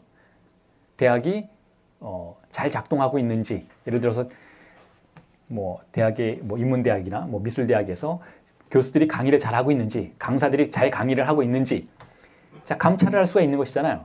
여기도 그런 일이 벌어질 수 있는 것이고, 자, 그럴 경우에 누군가가 들어왔을 때 그 사람은 사회적인 팔루스를 가지고 들어오는 사람이에요. 그리고 자신의 틀에 의해서 이 상태를, 이 느슨한 상태를, 이 애매모호한 상태를 의미 규정하려고 하겠죠. 그럴 때는 어떻게 할까요? 여러분들에게 설문조사를 할 수도 있어요. 얼마만큼 도움이 되었는가? 취직에는 도움이 되었는가? 삶을 살아가는 데는 도움이 되었는가? 여러 가지 질문들이 던져질 수 있는데 그 팔루스는 사회적인 팔루스의 디렉션이라는 의미에서 어떤 의미에서는 우리가 존재하는 방식, 어떤 의미에서 유령적 존재의 방식이라도 볼 수가 있고 해골에 가까운 존재의 방식이라고 볼 수 있는 자 그런 곳에 존재하는 언어들은 혹은 그런 곳에 존재하는 사태들과 욕망들은 배격할 수밖에 없는 자 그러한 현실일 수도 있다는 것이죠. 혹은 달리 예를 들어 본다면 그게 전형적인 실제로 일어나는 일이 바로 미대에서 벌어지는 일이에요. 여러분 미대에서 교수들을 평가할 때 어떤 방식으로 하는가 하면 취업률을 계산해요. 그러니까 디자인과가 아니고 서양학과나 뭐 이런 현대미술학과에서 얼마나 교수들이 학생들을 잘 가르쳤는지를 평가하기 위해서 취업률을 검사한다는 거예요. 그 말이 안 되죠, 여러분. 왜냐하면 제 입장에서는 대학교 4년 미대를 졸업하고 난 학생이 취업을 하지 않았다는 것은 예술가가 됐다는 뜻이에요. 그러니까 취업률이 낮을수록 잘 가르친 거예요. 그렇잖아요. 교수가 정말 잘 가르쳤다면 아무도 이탈하지 않고 예술가가 된 거예요. 그래서 취업을 하지 않은 상태가 되는 것이죠. 작품을 생산하는 상태가 된 거예요. 이게 최고의 교수라고 할 수 있지만 결국 정부에서는 거꾸로 판단한다는 거예요. 취업을 많이 한 학과가 그게 순수예술학과라 해도 자 그런 학과가 더 선명한 의미를 가지고 있고 가치를 가진 학과라고 평가된다는 것이라면 자 그 장소에서 작동하는 팔루스는 그 장소의 본질적인 사태들과는 관련 없이 작동한다라고 볼 수가 있겠지만 그게 팔루스의 폭력이라고 볼 수도 있겠지만 그럼에도 불구하고 어쨌든 우리가 살아가는 세계는 그러한 방식으로 작동한다라는 거예요. 그래서 뭐 여담 같지만 그래서 교수들이 미대 교수들이 자신의 포지션을 명백하게 제시할 필요가 있다는 거죠. 그리고 그러한 방식의 팔루스가 접근하지 못하도록 물에 물 탄 듯 그 자리에 앉아서 학생들을 대하는 것이 아니라 분명히 말해줘야 돼요. 학생들이 대학교 4학년쯤만 되면 항상 교수들을 찾아와서 질문을 던지죠. 제가 계속 해야 될까요? 제가 그런 재능이 있나요? 자, 그럴 때 교수들이 항상 하는 태도가 있어요. 한 발 발을 빼요. 잘 생각해봐. 항상 발을 빼요. 지금까지는 뭐 잭슨 폴록이 어쩌고 저쩌고 뭐 뒷샹이 어쩌고 야, 이런 위대한 예술가가 너희도 될 수 있어 라고 온갖 종류의 감언이설을 다 하다가 졸업 시즌이 되면 한 발을 빼요. 외아들이니까 고민해 볼 필요가 있겠네. 뭐 이런 식으로 발을 빼요. 근데 저는 단 한 번도 그렇게 발을 빼본 적이 없어요. 하라고 분명히 얘기해요. 4년 동안 했으면 끝까지 하라고 얘기를 해요. 굶어 죽는 한이 있어도 우리나라에서 굶어 죽기 굉장히 힘들어졌으니까 하라고. 다른 팔루스를 제시해 줄 수 있어야 돼요. 물론 그 팔루스는 사실 팔루스가 아니죠. 어떤 종류의 물신이죠. 학생들을 현혹시키는 물신이에요. 그럼에도 불구하고 이제까지 해왔던 태도에 책임을 져야 돼요. 다른 종류의 세상의 팔루스에 저항할 수 있는 다른 무언가를 제시해주고 디렉션을 강력하게 만들어주지 않으면 자 그럼 미대가 아니에요. 사실은 그냥 뭐랄까 4년의 바캉스인 거죠. 이제 놀이는 끝났으니 자 취직하세요. 엄청나게 돈 많이 주고 떠났던 허무한 여행이었던 것이죠. 근데 실제 벌어지는 일이 미대에서 벌어지는 일이 그런 일들이에요. 여러분. 실제로 그런 일들이 벌어지고 있죠. 자 다시 본론으로 돌아오면 지금 여러분들이 보고 있는 이 이미지는 그런 의미에서는 어떤 의미에서는 자, 여성적 신체를 가리키는 장소라고도 볼 수가 있어요. 달리가 보여주고자 했던 이미지의 세계가 여성적 신체의 이미지라고 볼 수가 있는 것이죠. 즉 느슨한 상태, 재현이 완전히 일어나지 않는 상태, 재현이 성공하지 못하는 상태. 그래서 언제든 재현의 팔루스가 들이닥쳐서 이 모든 느슨한 이미지의 경직성을 가져다 주고 선명성을 강제하고 일자의 권력을 폭력적인 방식으로 심어 넣으려는 유혹의 세계가 바로 이 이미지의 세계라는 것이죠. 팔루스가 제대로 작동하지 않는 것처럼 보이는 그러한 세계. 남근 지배적 사회에서 일탈한 것처럼 보이는 이미지의 세계. 자, 이게 바로 달리의 작품에 등장하는 이미지의 세계라는 거예요. 초현실주의자들이 그래서 만약에 작품의 성별을 우리가 가정해 볼 수 있다면 보통 우리 그런 얘기 하잖아요. 낭만주의는 여성적이고 고전주의는 남성적이다. 매너리즘은 여성적이고 고전주의는 남성적이다. 자, 그 얘기를 이렇게 뒤집어 볼 수도 있을 것 같아요. 결국 고전주의는 강박증적인 것이고 강박증적이라는 것은 일자의 질서를 강제한다는 것이고 그리고 어떤 의미에서 매너리즘이나 낭만주의는 그런 요소를 분명히 갖고 있었는데 여성적 특성, 즉 히스테리적 구조를 가지고 있었다라고 볼 수가 있어요. 그리고 특히 초현실주의는 바로 그 히스테리적인 요소만을 적극적으로 활용하는 방식으로 미술을 여성화시켰다라고 볼 수가 있는 것이죠. 그래서 이제는 미술의 성별이 여성화됐다라고 볼 수밖에 없어요. 미술은 여성인 거예요. 여성적 세계인 것이죠. 그것을 하고 있는 사람이 남자이건 여자이건 미술이라는 것은 여성적 세계라는 것이죠. 여성적 세계는 어떤 세계인가 하면 팔루스가 지배할 수 없는 세계예요. 팔루스가 남근이 지배할 수 없는 세계인 것이죠. 즉 재현의 질서가 성공할 수 없는 세계를 여성적 세계라고 볼 수밖에 없어요. 그래서 락강의 유명한 명제가 또 있죠. 70년대에 등장하는 명제. 여자는 없다. La femme n'existe pas. 여성은 존재하지 않는다. 자, 이건 무슨 뜻인가 하면 여성은 비존재라는 거예요. 그러면 그 반대편에 있는 남성은 뭔가요? 존재의 세계에 속한다는 것이죠. 존재의 세계는 무엇인가요? 있음들의 세계인 거예요. 즉 셈해진 세계라는 거예요. 거기에 그것이 있다라고 셈할 수 있는 권력이 남자들과 함께 있다라는 거예요. 그렇기 때문에 셈하는 권력 안에 들어가는 것은 강박증적 태도이고 남성적 태도인데 그 셈하지 않는 세계에 머물고자 하는 것, 재현될 수 없는 세계에 머물고자 하는 것은 비존재, 유령적 태도이고 그걸 여성적 신체의 태도라고 볼 수가 있다는 것이죠. 그리고 전형적으로 여성적 신체가 히스테리를 통해서 우리에게 특히 분석가들에게 보여주는 현상들이 바로 그러한 증상들이라는 거예요. 히스테리적 태도란 뭐냐? 설명할 수 없는 것을 가지고 분석가에게 찾아오는 그러한 태도라는 거죠. 대부분의 여성들이 그러한 태도를 보인다는 거예요. 대부분의 여성들이 자신의 신체의 어떤 감각을, 감정을 혹은 어떤 정서의 특수한 부분들을 가지고 오는데 그 부분은 설명할 수 없는 부분이에요.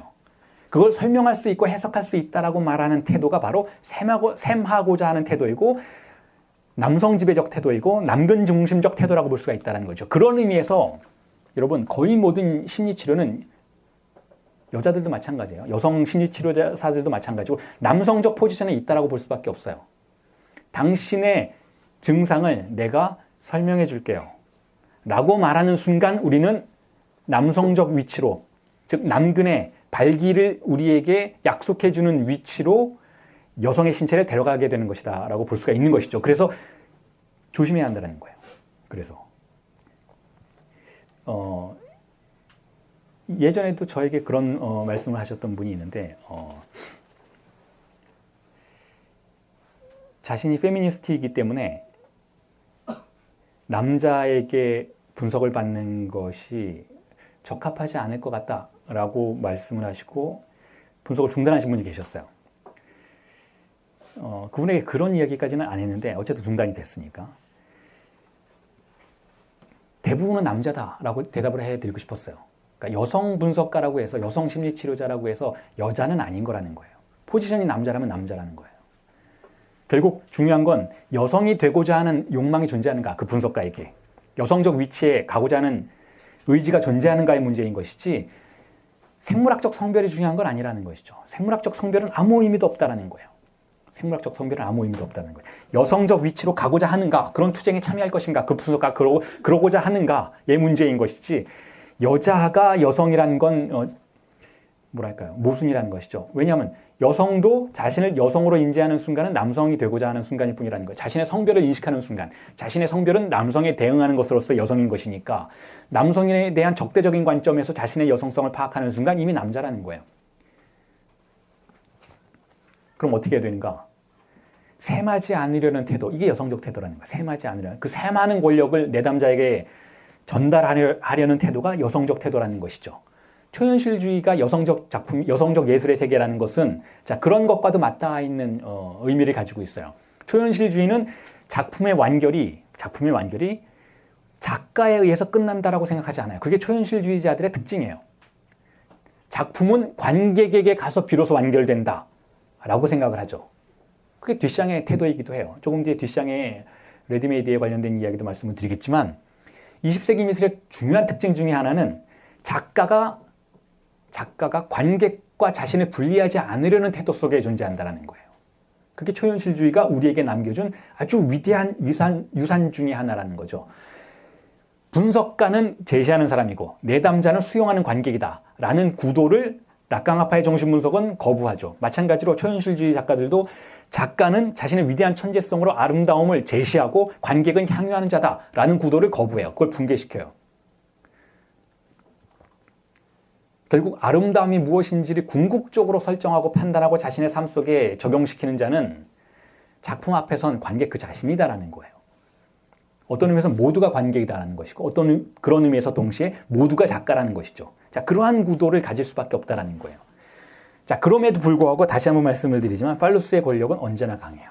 언제나 강력하고 언제나 일그러진 세계의 이미지를, 즉 외상의 세계에 들어가기 직전의 이미지를 자신의 논리 속에서 발기시키려고 하죠. 그래서 제가 그걸 설명드리기 위해서 세미나 7에 이미 언급되었던 또 다른 작품 하나를 여러분들에게 제시해 드렸어요. 15페이지에 있는 도미니코 피올라의 외상 게임이 있고 그 오른쪽에 그것이 어떻게 이미지로 등장하는지를 설명하는 두 가지 이미지를 제시해 드렸어요. 둘 다 도미니코 피올라의 작품인데 왼쪽에 있는 거는 그것을 위에서 그냥 본 거예요. 그러니까 위쪽에서 바라본 평면 이미지인 것이고 그 평면 이미지만 보면은 그게 뭔지 알 수가 없어요. 그러니까 일그러진 세계인 것이죠. 여성적 신체의 세계인 거예요. 카오스의 세계인 것이고 법을 받아들이려고 하지 않는 세계인 것이죠. 자, 그런데 이 이미지가 비로소 어떤 의미를 획득하기 위해서는, 즉 선명한 의미를 획득하기 위해서는 거기에 금속봉을 가운데 이렇게 꽂아 놔야 돼요. 금속봉을 거기에 설정하면 그 금속봉의 오른쪽 이미지가 보이시죠? 표면에 알아볼 수 있는 이미지가 등장해요. 그게 뭐냐면 루벤스의 에렉시옹 들라 크와라는 작품이에요. 즉 십자가의 세움이라는 뜻이죠. 이 에렉시옹은 세우다, 정립하다라는 뜻도 있지만 제가 이미 말씀드렸던 것처럼 발기라는 뜻도 있어요. 남성의 성기가 발기된 것을 의미하는 그러한 뜻도 있는데 십자가의 정립이 그런 의미를 가지고 있다는 것을 이 외상 게임을 통해서 도메니코 피올라가 우리에게 알려주는 것은 아니지만 그 사람이 거기까지 생각했을 리는 없겠지만 그래서 바로크 시대의 사람이니까 락강은 그렇게 보고 있다는 거예요. 십자가라는 사건이 우리에게 그러한 종교적인 의미를 가져다 줄 수 있다는 것이죠. 자, 거기까지 가기 전에 그냥 이 이미지만 우선 설명을 드려볼게요. 이미지 자체로는 우리가 지금까지 답습해왔던 절차를 단번에 해명해주는 과정이라고 볼 수가 있어요. 즉 우리의 신체는 제가 수차례 말씀드렸던 것처럼 파편적이에요. 우리의 원래 충동의 세계는 그래요. 그걸 폴리모프라고 부른다라고 제가 말씀을 드렸잖아요. 다형성의 세계예요. 우리의 욕망은 다형성이에요. 그러니까 욕망이 아니라 충동의 세계는 주의상선 다형성이고 그 다형성을 락강은 이렇게 표현하죠. 성관계는 없다. 남자도 없고 여자도 없다라는 거예요. 남자의 성도 없고 여자의 성도 없고 그건 만들어진 세계라는 것이죠. 그럼 뭐만 있느냐? 충동만 있다라는 거예요. 지난주에 제가 수업 도입부에서 여러분들에게 말씀드렸던 바로 그 필시용의 세계가 바로 왼쪽에 존재하는 이런 이미지예요. 형태가 없는 거예요. 분절도 되어 있지 않은 것이 상징화되어 있지 않은 것이죠. 자, 그 세계가 존재하는데 그 세계를 무언가가 정리하러 오죠. 그게 바로 상징계예요. 그게 바로 아버지의 질서이고 세마는 질서이고 그게 바로 규정성의 세계인 것이고 일관성의 세계인 것이죠. 그게 우리를 거세시키죠. 거세시킨다라는 건 바로 이 파편적인 세계로부터 우리를 띄워버린다라는 거예요. 그리고 나서 우리에게 가정하는 게 바로 남근적 질서, 팔루스적 질서라는 것이죠. 이 남근적 질서를 상징하는 것이 오른쪽에 있는 금속봉인 거예요. 남근을 상징하는 금속봉을 꽂으면 우리는 비로소 우리의 충동의 세계의 의미를 알 수 있게 돼요. 물론 이 의미는 원래 그런 의미는 아니고 금속봉이 만들어낸 의미예요. 그 금속봉이 만들어낸 의미 속에서 우리가 발견하게 되는 것은 십자가가 정립되는 과정인 것이죠. 이걸 다시 종교적인 차원으로 돌려서 해석을 이렇게 해드릴 수가 있을 것 같아요. 예수라는 사건이 뭐냐? 여성적 사건이라는 거예요. 예수는 히스테리적 주체라는 거죠. 예수라는 사건은 무언가를 정립하는 사람이 아니었어요. 무언가를 정립하는 사람이 아니고 해체하는 사람이었던 거. 구약을 해체하러 온 사람이에요. 구약의 한계를, 그 편협한 한계를, 바리새인들의 한계를 붕괴시키고자 왔던 히스테리적 주체의 사건이라는 거예요. 히스테리적 주체 이 사건에 어떠한 절차가 그 다음에 가정이 될 것인가 하면 그를 따르는 그 진리 사건에 매혹된 주체들이 예수를 따르죠. 그리고 그 주체들이 예수가 십자가로 세워지는 것을 보아요. 십자가로 일자로서 세워지는 경험을 하는 것이죠. 그리고 그 이미지를 중심으로 해서 신약의 세계를 다시 써나가는 거예요. 그렇게 함으로써 비로소 신약이 정립되는 것이죠. 신약이 정립된다는 건 또 다른 상징기가 구성된다는 의미예요. 이게 바로 진리 사건의 절차들의 여정이라고 볼 수가 있는 것이죠. 도미니코 피올라라는 이 작품을 통해서 우리가 이해해 볼 수 있는 단계들이 그와 같은 진리 사건의 단계들이라고 볼 수가 있다면 제가 이미 여러분들에게 말씀드린 바대로 이 사건은 소크라테스적인 사건과 동일한 구조를 가지고 있다는 거예요. 소크라테스 역시 예수와 동일한 절차를 보여주었던 인물이라는 것이고, 제가 어딘가에서 이야기를 드렸을 텐데, 예수라는 인물은 만들어진 인물이에요, 여러분. 그러니까 예수는 인간이었고, 그리고 그 이후에 사도들이 그를 만들었죠. 예수가 본인이 나는 이런 사람이야 라고 책을 쓴 적이 없잖아요. 다 사도들이 쓴 거예요. 제가 이렇게 말한 건 신을 위한 신성 모독이에요.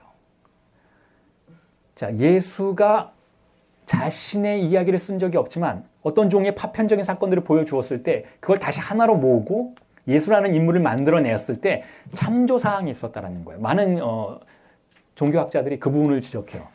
예수라는 인물을 가정하고 그를 신의 아들로 규정할 때 그때의 역사가들이, 그때의 기독교인들이 참조한 대상이 있었는데 그게 바로 소크라테스라는 거예요.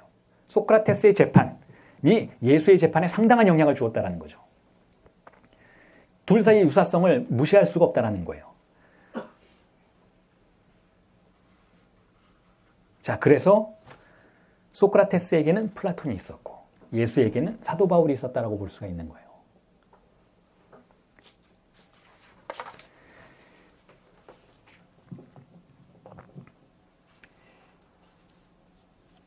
그리고 예수가 이 파편적 세계의 주인공이라고 말하는 것은 결국 예수가 그 이전에 재현된 세계를 안정된 방식으로 보고 있었던 사도들을, A의 위치에서 세계를 바라보고 있었던 사도들을 B의 위치로까지 유혹해서 끌고 갈 수 있었던 능력의 존재라는 것으로 이해해 볼 수 있다는 거죠. 예수는 B라는 위치에 섰던, 함수관계 속에서 B라는 위치에 섰던 인물이라는 거예요. A가 아니라 B로. 즉 중앙에서 세계를 본 자가 아니라 일탈한 위치에서, 그래서 일탈한 위치에서 세계를 보고 그 일탈한 위치에 더 많은 사람들이 가서 서기 시작하고 그 일탈한 B라는 위치가 점점 더 정립되는 위치, 십자가가 정립되는 위치로 설정이 되면 될수록 이제는 A라는 위치가 힘을 상실하기 시작하는 거예요. 구약의 세계가 힘을 상실하죠. 바리새인들의 세계가 힘을 상실하고 편협한 유한성의 세계가 힘을 상실하고 B에서 다시 외상이 구성되기 시작하고 B가 마치 세상의 중심인 것처럼 설정이 되는 것을 바로 팔루스의 정립이라고 볼 수가 있는 거예요. 그래서 히스테리가 다시 어떻게 강박증의 세계로 이행해 가는지를 관찰할 수 있게 해주는 사건이 바로 예수의 사건이라고 볼 수가 있는 것이죠.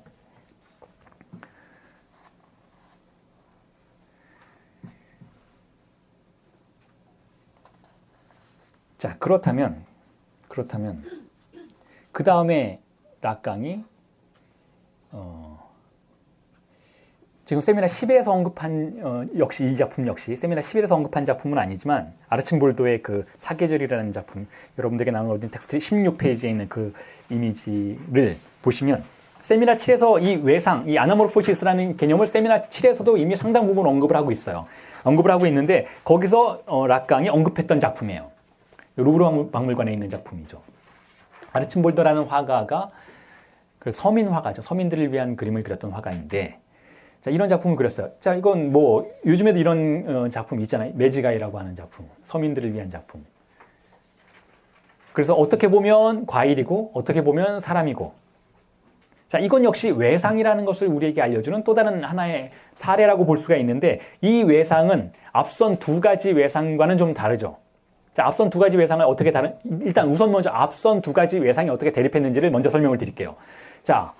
홀바인의 작품은 어떤가요? 홀바인의 작품은 진리를 알아보기 위해서는 희생을 감수해야 돼요.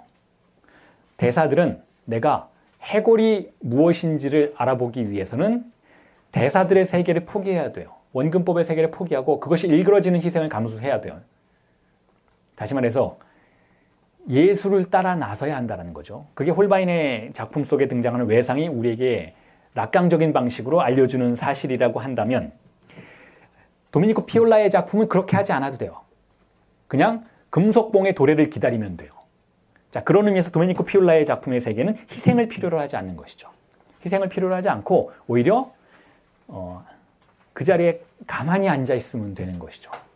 그래서 도메니코 피올라의 외상은 어떤 의미에서는 강박증의 세계라고 볼 수도 있어요.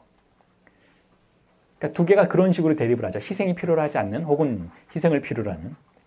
반면에 지금 여러분들에게 제시하고 있는 이 아르침볼도의 작품은 가만히 앉은 자리에서 우리가 어떻게 보느냐에 따라서 이미지가 달라지는 그런 불안정한 세계라고 볼 수가 있는 것이죠. 이 작품은 누군가가 과일을 좋아하는 순간이 되면, 배가 고픈 순간이 되면 과일로 보여요. 그렇죠. 여러분 이 작품은 식후에 보거나 식전에 보거나 이게 상당히 다를 수 있어요. 식전에 보면 사과가 보여, 포도가 보이고. 근데 식후에 보면 사람 얼굴이 보일 수가 있는 거죠. 다시 말해서 진리에 대해서 우리가 배고픔을 느낄 때에는 우리는 일자의 형상으로 남자의 이미지를 보지 않을 수도 있어요. 우리가 진리에 배고플 때, 더 많은 쾌락을 원할 때, 더 많은 주입상세에 접근하고 싶을 때, 아직 배가 고플 때에는 과일들의 세계, 즉 주입상세의 세계가 보일 수도 있다는 거예요. 불안하지만. 반면에 우리가 배가 고프지 않을 때, 우리가 만족했을 때는, 안정을 추구할 때에는 일자의 형상, 남자의 형상이 우리 눈에 들어올 수도 있다는 거죠. 그런 의미에서 이 아르침볼도의 외상이라는 것은 양면적인 특성을 가지고 있다고 볼 수가 있는 것이죠. 지금까지 여러분들에게 제시해드렸던 모든 이미지는 다 락강이 소개한 이미지인데, 때로는 세미나 7에서, 때로는 세미나 11에서 소개했던 이미지들인 것인데, 락강이 이번 이 강의를, 이 7강을 시작하면서 그런 이야기를 했죠. 회화가 뭐냐? 회화는 우리에게 응시를 포획하는 그러한 게임들을 해주고 있다. 그리고 회화가 어떻게 외상이라는 기능을 통해서 그러한 능력을 우리에게 수행하고 있는지를 설명해 주겠다라는 그러한 취지에서 이 다양한 이미지들이 제시가 되었던 것이라면, 어떤 의미에서는 미술이라는 것을, 미술사라는 것을 그렇게 해석해 볼 수가 있을 것 같아요. 미술사가 무언가 외상 게임이라는 거예요. 외상 게임의 역사라는 거예요. 그래서 제가 그 미술의 역사에 어떻게 외상의 게임이라는 것이 작동하고 있는지를, 혹은 그 외상의 게임은 어떻게 응시를 포획하는 기능을 가지고 있는지를 보여드리기 위해서 다른 몇 가지 작품들을 제시를 했어요. 17페이지에 있는 작품을 보시면 이미 말씀을 드렸지만, 고야의 작품은 락강이 인정하는 작품이에요. 고야의 작품 속에서는 응시에 관련된 암시가 상당히 뛰어난 테크닉으로 등장한다라는 거예요. 고야의 작품 속에서는 시선들의 게임이 아주 뛰어난 방식으로 표현되고 있다는 거예요. 근데 그 시선이라는 것은 어떤 시선이냐 하면, 그 그림 속에 등장하는 눈, 사람들의 눈이 묘사되어 있잖아요. 그 눈을 통해서 우리에게 느껴지게 만드는 1차적인 시선이 아니라는 거예요. 그 시선으로부터 촉발되는 어떤 다른 응시라는 거죠. 이게 고야의 작품에 등장하는 긴장감의 특수성이라고 볼 수가 있는 거예요. 그 대표적인 작품이 바로 오른쪽에 있는 제가 이미지를 두 개를 겹쳐놓은 그 작품이죠. 하나는 확대해서 그려놓은. 다시 말해서 당시에 스페인의 귀족들이, 여성들이 남자 인형을 만들어서 그 솜 같은 걸로, 밀집 같은 걸로 채운 인형을 만들어서 이렇게 공중에 띄우는 놀이를 그린 작품인데, 여기서는 인형의 그러니까 생명체가 없는 눈이 묘사되고 있는데, 이 눈이 무언가 다른 응시를 우리에게 환기시키는 기능을 한다는 거죠. 그런 의미에서 이러한 작품들도 물론 상당히 직접적인 방식이기는 하지만 응시를 포획하는 그러한 테크닉을 보여준다라고 할 수가 있고, 제가 다른 책에서, 예를 들어서 락강의 루브르라는 책에서는 그 부분에 굉장히 집중해서 설명을 드렸어요. 화가들, 특히 고전 시대의 화가들, 즉 19세기 이전의 화가들의 그 화가로서의 능력을 측정하는 데는 바로 이 응시의 긴장을 얼마나 잘 살려내는지가 달려 있었다는 거죠. 단지 똑같이 그리는 건 별 문제가 아니었다는 거예요. 그림의 긴장을 만들어내는 것은 바로 그 모델의 응시가 또 다른 어떤 응시를 얼마만큼 소환해낼 수 있는지에 달려 있었다라고 볼 수가 있는 것인데, 그런데 그러한 응시의 출현이, 응시를 가지고 미술의 어떤 긴장 관계를 만들어내는 전통이 20세기에 와서 사라진 건 아니라는 거예요. 그 대표적인 두 화가를 제가 락강과는 관련이 없이 소개를 했죠. 그 밑에 있는 작품 두 개가 그것인데, 하나는 에드워드 허퍼의 작품이고, 왼쪽에 있는 것은, 오른쪽에 있는 것은 신디 셔먼의 작품이에요. 신디 셔먼의 작품은 제가 락강 미술관의 유령들이라는 책을 통해서 아주 집중적으로 설명을 해 놓은 부분이긴 한데, 응시의 기능을 설명하기 위해서. 두 작품은 전형적으로 어떻게 응시라는 기능이 미술이라는 것의 역사, 미술 실천의 역사 속에서 다양한 방식으로 다시 변주되고 있는지를 보여주는 대표적인 작업들이라고 볼 수가 있어요. 왼쪽부터 설명을 드릴게요. 왼쪽은 우리가 크게 사실은 에드워드 호퍼에 대해서 뭐랄까요? 일종의 어떤 팝아트의 영역이나 혹은 그보다 더 못한 좀 수준 낮은 영역에서 폄훼하는 경향이 없지 않아 있는데 비평가 사이에서는. 근데 저는 그렇게 폄훼할 수준의 작품은 아니라고 생각을 해요. 이 에드워드 호퍼의 작품 속에서 우리가 느낄 수 있게 하는 가장 강력한 것은 낙강적인 관점에서 본다면 응시라고 볼 수가 있는 것이니까. 에드워드 호퍼가 우리에게 알려준 것은 이거예요. 디테일을 지우면 응시가 드러난다는 거예요. 다시 말해서 이미지를 폐허로 만들면, 이미지를 지우면 응시가 드러난다는 것이죠. 이거 밤새는 사람들이라는 작품이잖아요. 근데 에드워드 호퍼의 작품이 대체로 그렇듯이 원경에서 개성이 없는 인물들이 대체로 무엇을 하고 있는지 모르는 그러한 이미지를 만들어내요.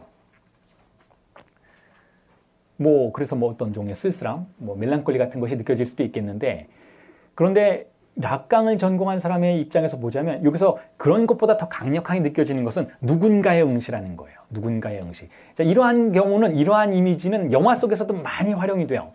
영화 속에서 원경이 촬영이 되고 거기서 디테일한 부분들이 생략되기 시작하면 그 영화의 카메라의 시선이 부각되기 시작한다는 걸 알 수가 있는 거죠. 자, 그리고 이러한 부분들을 그대로 제가 여러 차례 여러분들에게 책을 통해서 소개해드렸던 제옥시스와 파라시오스에 관련된 일화를 그대로 연결시켜 볼 수가 있어요. 우리가 화가들의 기원이라고 할 수 있는 그 두 가지 이미지를 바로 이러한 테크닉과 연결시켜 볼 수 있는 거죠. 물론 세미나 지금 8강에서도 등장을 하는데 락강이 언급을 하죠. 제옥시스와 파라시오스의 이야기를 언급을 해서 제가 그것에 자극을 받아서 그 이론들을 구성해낸 것이기도 한데, 자, 제옥시스와 파라시오스의 특징, 대립구도는 뭔가요? 제옥시스는 디테일하게 잘 그리는 사람이에요. 리얼리스트예요. 그래서 그 사람이 그림을 그리면 새들도 속아요. 포도를 그리면 너무 잘 그려서 새들이 쪼아먹고 달려든다라는 것이니까 얼마나 리얼리즘이 강력했으면 그렇겠어요. 즉, 잘 그리는 사람, 리얼리티를 만들어내는 사람, 디테일의 화신인 거예요. 자, 이게 고전주의적 화가의 화신인 것이죠. 자, 그런데 의미를 알아볼 수 있는 그림을 그린다라는 거예요. 근데 그 반면에 제옥시스는 어떤 사람인가요? 커튼을 그리는 사람이에요. 베일을 그리는 사람. 베일을 그린다는 건 무슨 뜻인가요? 지운다라는 뜻이에요. 지우는 사람인 것이죠. 그 베일을 그린다, 지운다라는 특징에 근거해서 제가 20세기의 다양한 예술의 경향들을 그대로 적용시켜서 소개를 해드렸는데 그 중에 한 명이 바로 에드워드 호퍼라고 볼 수가 있는 것이죠. 이 사람은 그리는 자가 아니라 지우는 자인 거예요. 디테일을 지우는 자. 적당히 지울 줄 아는 자. 다시 말해서 다 지우면 어떻게 되나요? 관객이 눈을 돌려요. 관객의 시선이 머물 수 있는 수준에서 이미지를 지울 줄 아는 자. 이들이 20세기에 상당한 계보를 형성해요. 게르하르트 리히터가 전형적인 인물이죠. 독일의 그 리히터라는 사람은 그림을 지워요. 사진을 찍어놓고 그 사진 위에 물감을 짓이가서 지우는, 근데 매혹적인 방식으로 지워서 관객이 여전히 그 이미지에 눈길을 줄 수 있도록 만드는 그러한 사람인데, 전형적으로 파라시오스의 후예라고 볼 수가 있는 거죠.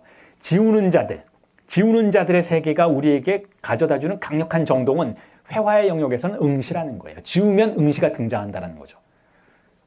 그래서 제가 그걸 설명하기 위해서 여러분 눈 감아보라 라고 말씀을 드렸잖아요. 눈 감으면 누군가가 우리를 응시하는 느낌을 갖게 된다는 것인데, 눈 감는다는 건 시각에 커튼을 치는 행동인 것이니까 결국 지우는 행위라고 볼 수가 있는 것이죠. 그래서 미술의 역사 속에서는 항상 지우는 자와 그리는 자들의 투쟁이 존재했다라고 볼 수가 있어요. 고전주의의 시대에는 그리는 자들의 승리의 시대예요. 반면에 19세기 말과 20세기의 예술들은 지우는 자들의 승리의 시대라고 볼 수가 있는 것이죠. 그리고 그 중에 한 명이 바로 에드워드 호퍼예요. 자, 그런데 그렇게 지우거나 그리는 이러한 논리 속에서 이미지를 작업하지 않았음에도 불구하고 응시를, 어떤 의미에서는 고야적인 의미에서 응시를 출현시킬 줄 알았고 그것만을 주제로 삼았던 자가 누구인가 하면 신디 셔먼이라는 현대미술가라고 볼 수가 있죠. 신디 셔먼은 어떤 작업을 했는가 하면 사진을 찍는 사람이에요. 사진을 찍는 사람인데, 신디 셔먼의 작품의 가장 본질이기도 하고 특징인 것은 뭐냐면 자기가 셔터를 눌러요. 자기 자신이 셔터를 눌러요. 그래서 지금 여러분들이 보고 있는 이 이미지도 잘 보시면 한쪽 손에 무언가가 쥐어져 있다는 걸 알 수가 있어요. 그게 뭐냐면 셔터예요. 요즘에는 여러분 그 스마트폰이나 이렇게 원격으로 셔터를 누를 수도 있고 아니면 타이머를 맞춰서 찍을 수도 있잖아요. 그런데 예전에 신디 셔먼이 이 작업을 할 당시에 70년대 말, 80년대, 90년대 초반까지만 해도 자, 그런 기술이 없었어요. 그래서 이 펌프를 연결해서 펌프를 손에 쥐고 있는 거예요. 펌프를 손에 쥐고 찰칵 하면 그 펌프에 연결된 선이 셔터를, 저 앞에 있는 카메라의 셔터를 누르게 되는 것이죠. 단 한 번도 남에게 셔터를 누르도록 하지 않는 거예요. 왜 그럴까요? 응시를 본인이 사로잡기 위해서. 어떻게 응시를 사로잡는가 설명을 드리자면, 자, 초기에는 신디 셔먼이라는 사람이 어떤 작업을 했는가 하면 익명의, 그러니까 신디 셔먼은 항상 자기 자신만을 찍는데 분장을 해요. 분장을 하는데 초기에는 익명의 남자, 익명의 여자, 할머니, 뭐 젊은 여자 이런 다양한 인물들을 얼굴이 잘 드러나지 않는 딱딱한 위치에서 마치 어떤 의미에서는 범죄자의 사진을 찍는 듯한 느낌으로 그 앞에 모델로서 자신을 제시하고 사진을 찍었어요. 자, 이럴 경우에는 우리가 어떤 응시를 관찰하게 되는 거야 하면 개인을 바라보는 사회적인 응시를 관찰하게 되는 것이죠. 자, 그런데 점점 작품이 바뀌어서 지금 보고 있는 이미지와 같은 작업들이 등장하기 시작을 하는데 80년대에 등장을 하기 시작하는데 이때는 어떻게 하는가 하면 자신의 이미지를 당시에 80년대나 70년대 말에 여성 잡지에 등장하는 인물의 이미지처럼 분장을 해요. 그러니까 여성 배우 혹은 광고에 등장하는 여성 뭐 이런 이미지로 분장을 하고 그걸 찍는 것이죠. 자, 그런데 그 여성지를 바라보는 시선은 누구의 시선인가요? 일반적으로. 여성지는 누가 보나요, 여러분? 여자가 보죠. 여성지는 여자가 보라고 만들잖아요. 물론 남자들도 뭐 예를 들어서 뭐 머리 자르러 가면 여성지들이 꽂혀 있으면 볼 수도 있겠지만 남자들이 그걸 가지고 다니면서 보지는 않잖아요. 물론 거기에 취미가 있는 분도 있을 수 있겠지만 일반적으로는 여성들을 위해서 만들어요. 근데 엄밀한 의미에서 여성이 보는 게 아니죠. 자, 여러분, 제가 이거 설명하기 위해서 이렇게 항상 예를 드는데 여성은 뭐 요즘엔 남자도 화장을 하지만 여자들이 대체로 화장을 많이 하는데 누구를 위해서 화장을 해요? 나는 내 만족을 위해서 해 라고 물론 말할 수 있는 부분도 있겠지만 여성이 화장을 하는 이유는 거울 앞에 서는 이유는 거울 뒤에 있는 남성의 시선을 위해서라는 거예요. 왜냐하면 여성의 욕망은 뭐예요? 아버지의 욕망이니까. 자, 그런 의미에서 여성의 욕망은 전형적으로 남성에 연결되어 있어요. 그걸 보고 우리가 성욕이라고 부르는 거예요. 그래서 거울을 보고 누군가가 자신을 치장을 한다면 본인은 의식적으로는 전혀 그렇지 않게 생각할 수는 있겠지만 학습당한 무의식은 자유롭지 못하다는 거예요. 학습당한 무의식의 반대편은 여전히 남성의 응시가 있다는 거죠. 남성이 지배하는 사회였고 영원히 그러할지도 모를 위험 속에 처해 있는 것이니까 어쨌든 남성의 시선에 자유로울 수가 없다는 것이죠. 그래서 어떤 의미에서는 그 여성 잡지에 등장하는 이미지를 보고 있는 것은 물리적으로는 여성일 테지만 남성의 시선을 학습한 남성의 응시의 매개체가 된 여성이라고 볼 수 있다는 의미에선 남성이라고 볼 수가 있어요. 여성의 잡지를 보는 것은 이미지를 보는 것은 남성의 응시다라고 볼 수가 있는 것이죠. 그 남성의 응시의 대상이 되고자 하는 거예요. 신디 셔먼은. 즉 남성의 응시를 불러내려고 하는 것이죠. 자, 이렇게 사진을 찍는 행위 자체가 이미 남성의 응시를 불러내는 거예요. 남성의 응시를. 남자의 응시를 불러내는 행동인 것이죠. 물론 눈앞에 있는 어떤 특정한 남성의 응시라기보다는 보다 추상적인 남성의 응시를 환기시키는 아버지의 응시를 환기시키는 행동이라고 볼 수가 있겠죠. 그런데 중요한 건 그것보다 그 신디 셔먼의 뭐랄까 재치, 위트 혹은 작품의 거의 위대함이라고까지 볼 수 있는 것은 셔터를 놓지 않는다는 거 본인이. 너의 응시가 포착되는 순간을 내가 관리한다는 거예요. 그러니까 상당히 웅변적인 행동이라는 것이죠. 너의 응시가 지금 이 이미지 안으로 들어오는 순간을 내가 사로잡았다. 내가 잡았다라는 거예요. 자, 이걸 보여주려고 한다는 것이죠. 물론 그것조차 덧없는 의미라고는 할 수 있겠지만 어쨌든 그게 신디 셔먼의 포지션인 거예요. 나는 바라보아지는 존재이지만 바라보는 너도 자유롭지 않다라는 것을 어떤 의미에선 드러내고 있는 그런 작품이라고 볼 수가 있는 것이니까 자, 이 작품은 옆에 있는 에드워드 호퍼의 작품보다는 보다 정교한 작품인 거예요. 보다 정교하고 응시에 관련해서 혹은 여성성에 관련해서 보다 20세기적인 작품인 것이죠. 보다 테크니컬한 작품인 거예요. 물론 작품이 여러분 테크니컬하면 어떤 의미에선 작가가 너무 인텔리하면 작품이 매력이 없는 경우가 꽤 많아요. 근데 신디 셔먼은 그걸 빠져나가요. 신디 셔먼은 뭔가의 매혹을 만들어내요. 뭔가 우리를 유혹할 만한 걸 충분히 만들어내는 거죠. 자신의 신체를 이용해서 어떤 종류의 매혹을 만들어내요. 연기를 해요. 이 신디 셔먼 본인이 눈빛의 연기를 해요. 그렇게 함으로써 작품 자체를 굉장히 강력하게 파토스적인 것으로 만들죠. 전략 자체는 어떤 의미에서 로고스적이에요. 결국은 전략을 취하고 무언가의 어떤 사회적인 관념과 대항해서 사회적인 팔루스가 나를 사로잡는 것에 대항해서 또 다른 이론을 만들어낸다라는 것 자체가 그것 자체가 또한 로고스일 수도 있는데 자 거기에 머물면 왜 가끔 그런 일 하잖아요. 뭐 미술 비평가들 모아놓고 당신들도 작품들 한번 만들어봐라. 뭐 그런 전시를 가끔 해요. 저도 옛날에 그런 걸 본 적이 있는데 그럼 굉장히 고리타분한 것들이 나와요. 이게 작품인지 이론인지 알 수 없는 그런 것들이 대체로 나오는데 신디 셔먼은 어떤 이론가적인 측면만을 가지고 있는 것이 아니라 파토스적인 측면들을 충분히 발산해냄으로써 결국은 예술작품의 책무를 완수하죠. 예술작품의 책무는 뭐냐? 이해시키는 게 아닌 거예요. 매혹시키는 거죠. 우리를 사로잡는 책무, 임무를 완수한다는 거죠. 그래서 신디 셔먼이 어쨌든 20세기에 기억될 만한 예술가라고 볼 수가 있는 거예요. 21세기에도 활동을 하고는 있지만 어쨌든 그러한 예술가라고 인정해 줄 수 있는 부분이 있다는 거죠. 자, 지금까지가 여러분들에게 나눠드린 텍스트에 대한 설명이었고 제가 시간 계산을 좀 잘못했네요. 그 다음에 제가 몇 가지 더 정리를 해서 말씀을 드리고자 하는데 시간이 많지는 않은데 어쨌든 지금 크게 설명을 한번 드리고 정리를 하고 뭐 시간이 없으면 다음 주에 조금 더 설명을 드리고 그 다음 8강으로 넘어가는 것이 좋을 것 같은데 자, 지금까지 여러분들에게 말씀드린 내용들은 어쨌든 락강이 응시를 설명하고자 하기 위해서 등장시킨 작품들이고 논의들인데 물론 제가 그런 논의를 하면서 충분히 미술사에 대한 언급도 여러분들에게 말씀을 드렸지만 보다 본격적으로 지금까지의 이 7강의 내용을 가지고 그냥 뒤집어서 미학 비평으로 여러분들이 이용해 볼 수 있다는 것을 설명드리고 싶어요. 제가 한 일이 그거니까. 제가 했던 절반의 책들은 미술사, 미학에 관련된 책인 것인데 바로 이 부분에서 굉장히 많은 영감을 받은 내용들이었어요.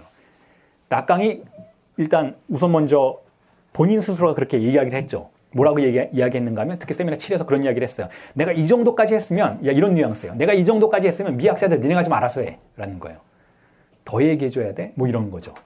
이 정도까지 미술사에 대한 통찰을 보여줬으면 알아서 좀 해라. 그래서 알아서 한 사람들이 몇 명 있어요. 할 포스터가 그 중에 한 명이죠. 저도 그 중에 한 명이고. 다시 말해서 락강의 이론을 특히 응시에 관련된 이론을 그대로 가지고 와서 미학 비평에 적용시킨 그러한 인물들이 있는데 상당히 유용한 도구로 쓰여질 수 있다는 걸 여러분들이 알아주셨으면 하는데 자 그걸 지금 정리해 드리고자 해요. 자 우선 먼저 지금까지 여러분들과 설명드렸던 내용들에서 예술, 회화는 즉 세미나 11에 나오는 예술의 기능은 회화를 일종의 강박증으로 보려는 경향이 있어요. 지금 르네상스 미술에 집중해서 원근법을 다루고 있는 것이니까 여기서 말해지는 예술의 기능은 강박증적 기능이에요. 응시를 무화시키려고 하는 기능인 것이죠. 응시를 달래려고 하는 기능. 응시가 가지고 있는 파괴적인 특성을, 즉 주의상수적인 특성을 무화시키려는 기능이 있어요. 그래서 이 부분에 대해서 8강에서 락강이 뭐라고 하는가 하면 다음 주에 우리가 다루게 될 8강에서 뭐라고 하냐면 예술가들이 자신의 고유한 소장농협회를 가지고 있다라는 거예요. 이게 무슨 뜻인가 하면 뒤집어 얘기하면 도시의 부르주아들이 우리 도시 공동체를 살아가고 있는 사람들이 예술가들을 고용한다라는 거예요. 돈을 주고. 고용한 이유는 뭐냐? 고용했잖아요. 예전부터 그래 왔잖아요. 전통이. 왜 예술가들을 후원하느냐 하면 목적이 딱 하나라는 거죠. 응시를 달래기 위해서. 예술가들을 불러놓고 너희들이 응시를 달래줘봐. 이미지를 만들어서 응시를 좀 무화시켜봐. 라는 이야기를 할 수 있다라는 거예요. 이게 락강이 세미나 11에서 예술가를 다루는 태도예요. 그러니까 세미나 11에서는 예술가들을 뭐라고 다루는가 하면 보수적인 태도로 다루는 것이죠. 예술가들은 보수주의자다라는 거예요. 그러니까 고전 예술가들은 보수주의자다. 그래서 그들은 응시를 이용하려고 하지 않고 달래려고 하는 자들이다. 파괴적인 특성을 무화시키려는 자들이다. 라는 태도를 보이는데 이게 세미나 11의 관점이라면 세미나 7에서는 그렇게 하지 않아요. 세미나 7에서는 분명히 락강 예술을 이렇게 얘기하죠. 예술의 구조는 히스테리적이다 라고 분명히 언급을 해요. 강박증이 아니고 히스테리적이라는 거예요. 자, 히스테리적인 특징은 뭐냐면 간단해요. 여러분들이 히스테리를 뭐라고 부를 수 있는가를 설명을 요구받는다면 이렇게 대답할 수 있을 거예요. 공백을 탐닉하는 태도라는 거예요. 공백을. 물론 공백은 여러 가지로 의미로 해석될 수가 있죠. 공백은 뭐가 없는 거니까 없는 걸 탐닉한다라고 볼 수도 있겠지만 결여를 탐닉한다든지 아니면 질서의 부재를 탐닉한다든지 자 이렇게 해석해 볼 수도 있어요. 예술가들이 그렇다라는 거예요. 예술가들은 공백을 탐닉하는 자들이라는 것이죠. 반면에 그 반대편에 있는 강박증의 구조는 뭐냐면 강박증을 여러분 다 아시듯이 제가 이미 수차례 말씀을 드렸으니까 아시는 것처럼 종교의 구조로 봐요. 락강은. 종교는 강박증적 구조다라는 거예요. 그러니까 보수적인 종교죠. 그런데 그 이야기를 하기 전에 락강이 세미나 7에서 성당 건축에 관련된 다양한 이야기들을 해요. 성당 건축이 뭐냐? 공백을 내부로 포획하려는 시도라고 볼 수가 있다라는 거예요. 그러면서 그 이야기하면서 산마르코 대성당을 언급을 하죠. 여러분들 산마르코 대성당을 검색을 해보시면 돔이 굉장히 둥글게 지어진 것을 알 수 있어요. 근데 그걸 짓기가 굉장히 힘들어요. 왜냐하면 돔이 둥글다면 그 안에는 그 둥금의 공백을 유지하기 위해서 기둥이 없어야 돼요. 자, 이 안에 이렇게 돔을 건설했다면 이 돔의 천정을 무게를 지탱하기 위해서 기둥을 설치하면 분위기 깨는 거잖아요. 이 돔을 유지하기 위해서 돔의 웅장함을 만들어내기 위해서는 이 안이 텅 비어 있어야 된다는 것이잖아요. 자, 그게 건축 양식에서 최대의 숙제 중에 하나였는데 그 공백을 내부로 가지고 들어오는 것을 왜 그렇게 했는가? 락강은 굉장히 간단하게 설명한다는 거예요. 그렇게 돔 양식을 설정하고 그것에 온갖 종류의 테크닉을 발명해내고 돈을 투자했던 이유는 공백을 사로잡기 위해서라는 거예요. 공백을 사로잡기 위해서. 공백을 기하학적인 방식으로 통제하기 위해서. 왜냐하면 돔 양식이라는 것 자체가 기하학을 통해서 만들어진 정교한 수학적 언어의 산물이에요.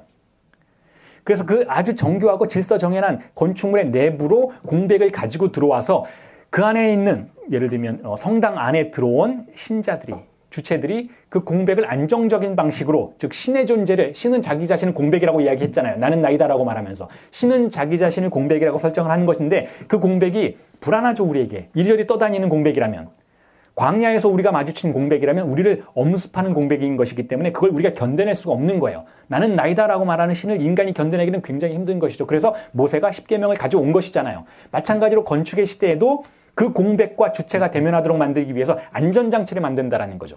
그 안전장치가 바로 성당 건축의 내부에 존재하는 돔 양식이라는 거예요. 꼭 돔 양식이 아닐지라도 어떤 성당에 가더라도 우리가 만나게 되는 것은 천정의 거대한 통제된 공백이에요. 그리고 그 공백과 그 어두침침한 공백으로부터 신의 응시를 경험하게 되는데 그 응시는 필터링된 응시라고 할 수가 있는 것이죠. 종교적인 방식으로 필터링된 응시라고 할 수 있는 것이니까 성당 건축은 그런 의미에서는 강박증적 특징을 보일 수 있어요. 물론 공백을 탐닉하는 태도이긴 했지만 내부의 공백을 가지고 들어온다는 것 자체가 공백을 경험하도록 만드는 태도이기 때문에 공백을 향유하도록 만드는 그러한 부분을 분명히 가지고는 있지만 그럼에도 불구하고 그 공백은 원근법의 화가들이 원근법을 통해서 2차원적인 평면 내부의 공간을 만들어내는 태도와 동일한 태도, 즉 공백을 공간화시키는 태도라는 거예요. 공백과 공간의 차이는 무언가 하면 둘 다 텅 빈 것은 맞지만 공백은 좌표가 없는 거예요. 그런데 그것을 공간으로 만들 수 있으려면 좌표화시키면 된다는 것이죠. 자, 그런 의미에서 성당 건축은 공간을 통해서 공백을 통제하는 강박증적인 구조의 산물이라고 볼 수가 있다면, 자, 그러한 구조의 반대편에는 히스테리적인 태도가 존재한다는 거예요. 히스테리적인 태도는 뭐냐 하면 그 공백을 해방하려는 태도, 공백을 그 자체로서 향유하려는 태도라는 것이죠. 그게 히스테리적인 구조의 특징이고 그러한 예술의 구조가 예술의 본질이라는 거예요. 그러니까 지금까지 여러분들에게 설명을 드렸던 르네상스의 예술은 예술의 본질과는 조금 멀리 있는 것이죠. 공백을 가두려고 하니까 오히려 종교에 더 가까운 태도라는 거예요. 반면에 20세기의 예술은 뭔가요? 공백을 해방하려고 해요. 공백을 탐닉하려고 해요.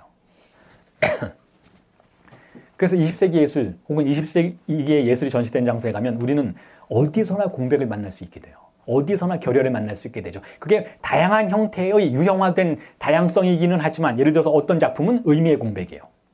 어떤 작품은 내용의 공백이에요. 어떤 작품은 실제로 공백을 경험하도록 만들어줘요. 혹은 어떤 작품은 시간의 공백을 경험하도록 해주는 것이죠. 다양한 방식으로 공백을 경험하도록 만드는 것. 자, 이게 20세기 예술의 히스테리적인 구조라고 볼 수가 있다면, 자, 그런 의미에서 20세기 예술이 제가 주장하는 논의에 근거한다면 중세적이라고 볼 수가 있다는 거죠. 중세는 히스테리적인 시대였으니까. 중세는 균열이나 결여나 공백을 수용하는 것을 두려워하지 않았던 시대이고 그를 통해서 신과 1대1 대면하고자 하는 욕망의 시대였다고 볼 수가 있다면 그 중세적인 태도가 20세기에서 반복되고 있는 것이라고 볼 수가 있는 것이죠.